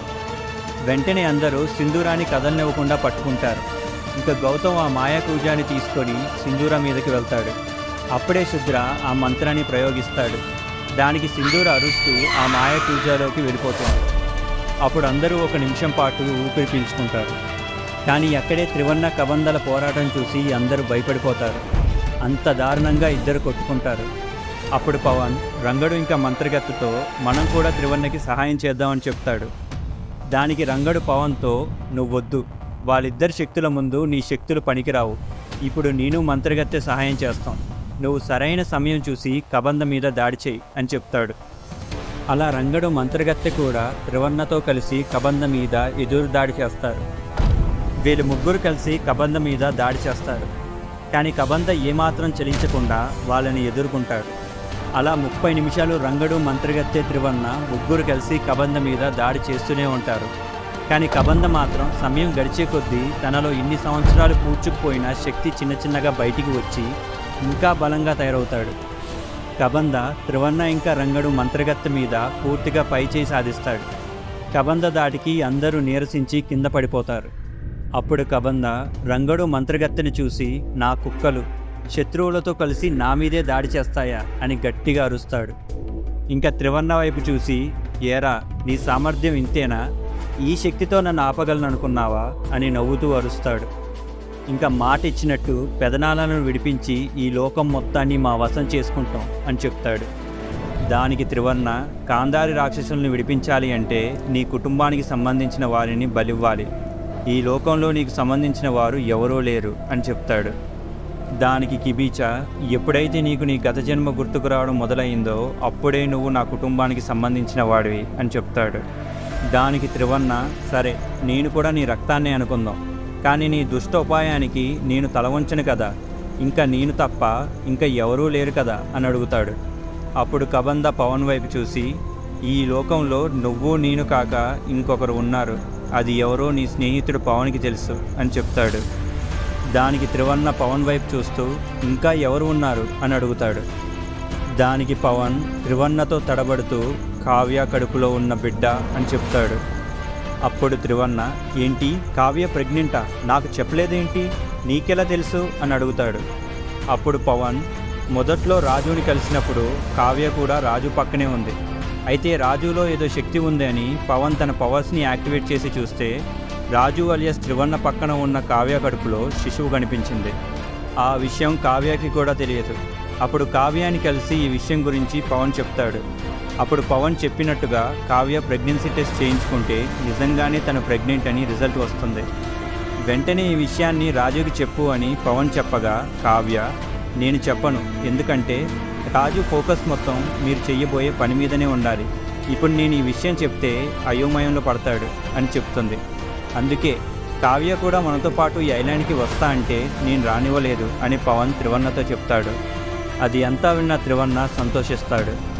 అది చూసి కబంద ఎరా సంతోషంగా ఉందా, నాకు కూడా అని చెప్పి తన శక్తిని ఉపయోగించి దుష్టశక్తుల్ని అదుపు చేసే శక్తితో ఒక దుష్టశక్తికి కావ్య మీద దాడి చేసి ఇక్కడికి తీసుకురమ్మని ఆజ్ఞాపిస్తాడు.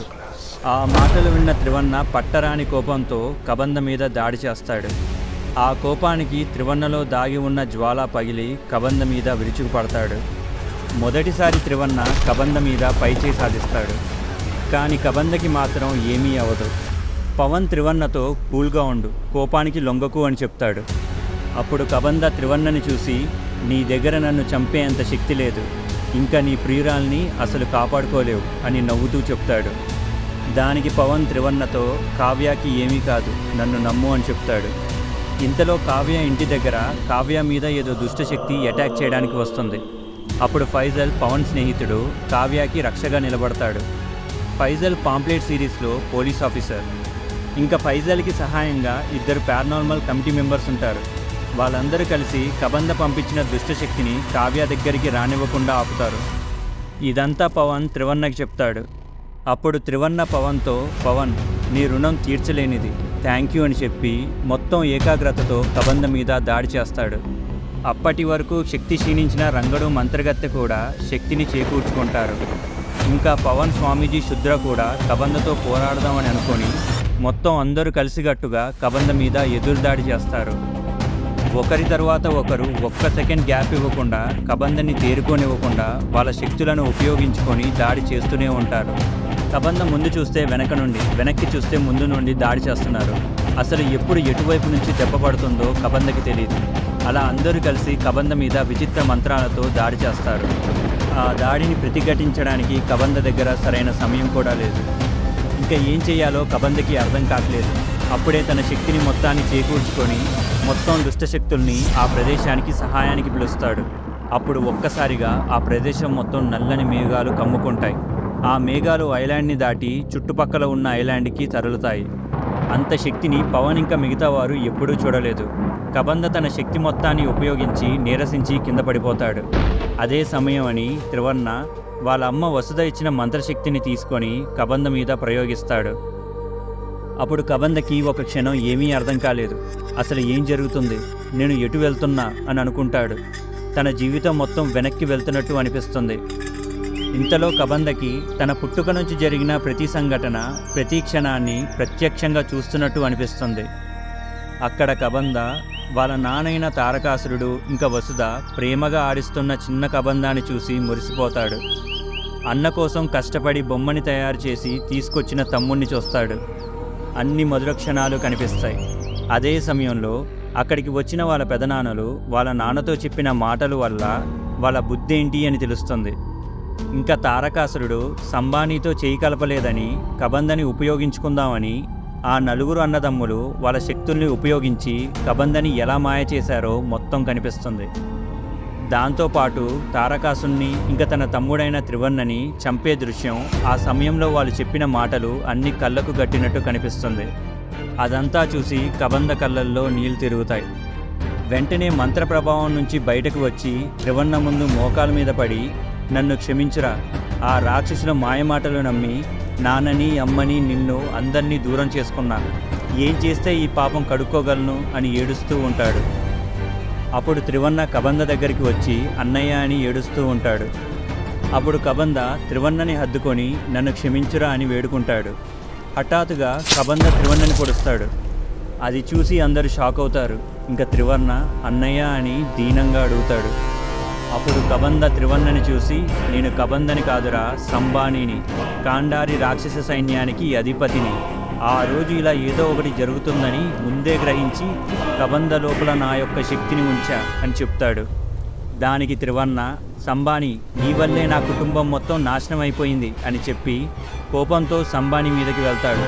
అప్పుడు పవన్ త్రివర్ణని ఆపి, ఆ శరీరంలో ఉన్నది సంబానీయే కావచ్చు, కానీ ఆ శరీరం కబందాది, అందులో ఎక్కడో తను ఉండే ఉంటాడు అని చెప్తాడు. అప్పుడు త్రివర్ణ కబంధ వైపు చూసి, అన్నయ్య, నా మాటలు వినిపిస్తున్నాయా? ఒకసారి ఈ రాక్షసులు కలిసి నిన్ను ఒక పావులా వాడుకున్నారు. ఇప్పుడు కూడా అదే తప్పు జరగకుండా పోరాడు అన్నా అని చెప్తాడు. దానికి కబంధలో ఉన్న సంబాని బిగ్గరగా నవ్వుతాడు.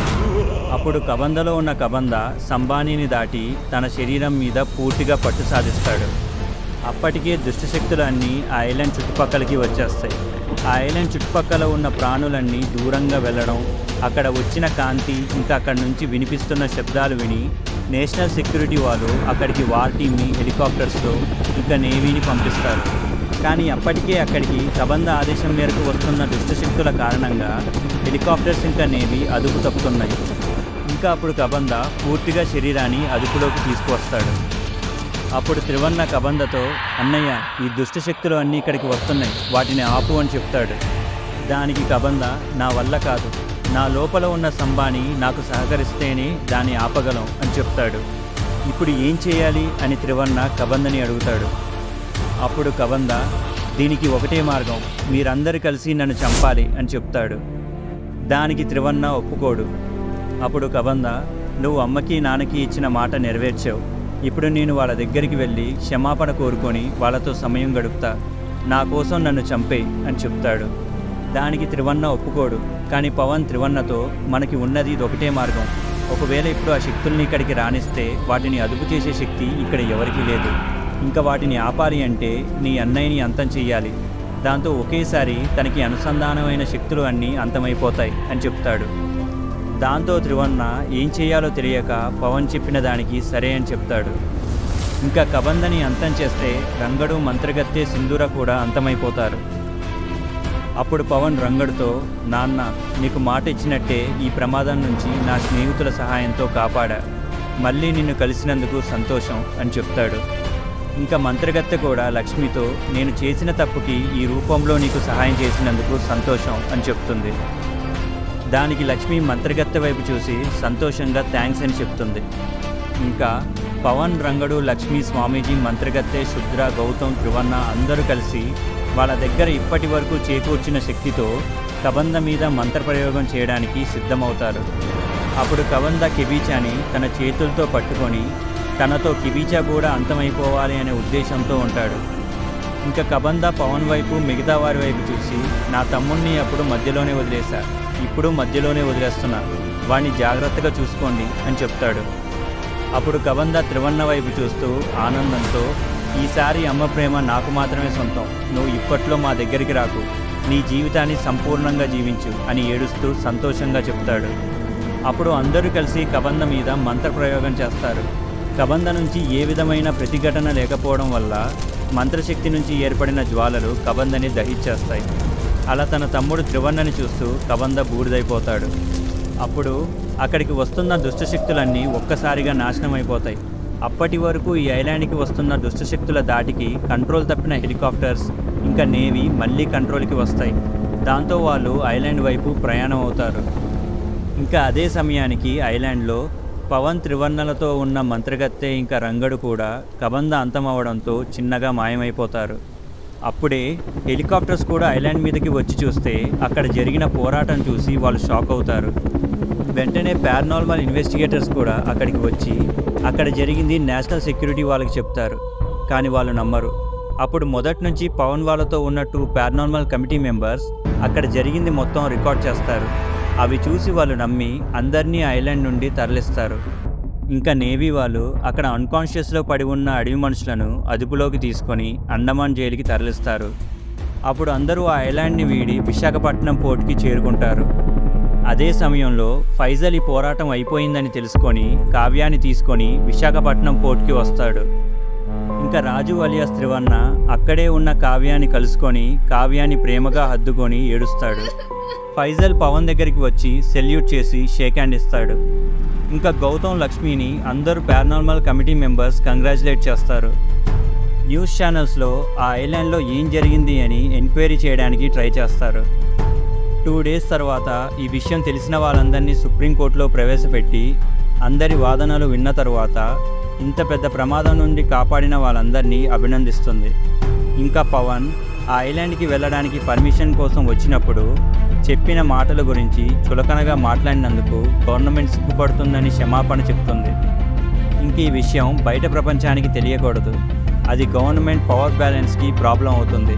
ఇది ఎప్పటికీ రహస్యంగానే ఉండాలి అని సుప్రీంకోర్టు ఆదేశం ఇస్తుంది. దానికి అందరూ ఒప్పుకుంటారు. ఇంకా పోరాటంలో వాళ్ళ ప్రాణాలకు తెగించి పోరాటం చేసిన పవన్, రాజు అలియాస్ త్రివర్ణ, లక్ష్మి, గౌతమ్, స్వామీజీ, శుద్ర ఇంకా పారానార్మల్ కమిటీ మెంబర్స్కి తగిన బహుమతులతో సత్కరిస్తుంది. ఇలా పవన్, త్రివర్ణ మిగతా వాళ్ళందరూ కలిసి కబందని ఆపి ఆ రాక్షసుల్ని రాకుండా ఆపుతారు. ఇంకా పవన్ ఐలాండ్ మీద గౌతమ్కి చెప్పినట్టుగా అందరినీ ఫ్యామిలీలాగా భావించి లంచ్కి తీసుకెళ్తాడు. The end. వీడియో మీకు నచ్చినట్లయితే ఈ వీడియోకి లైక్ చేసి, షేర్ చేసి, కామెంట్ చేయండి. ఇలాంటి మరిన్ని ఇంట్రెస్టింగ్ స్టోరీస్ కోసం మన జెన్జీ ఫెంటాస్టిక్ ఛానల్ని సబ్స్క్రైబ్ చేసుకోండి. Thank you.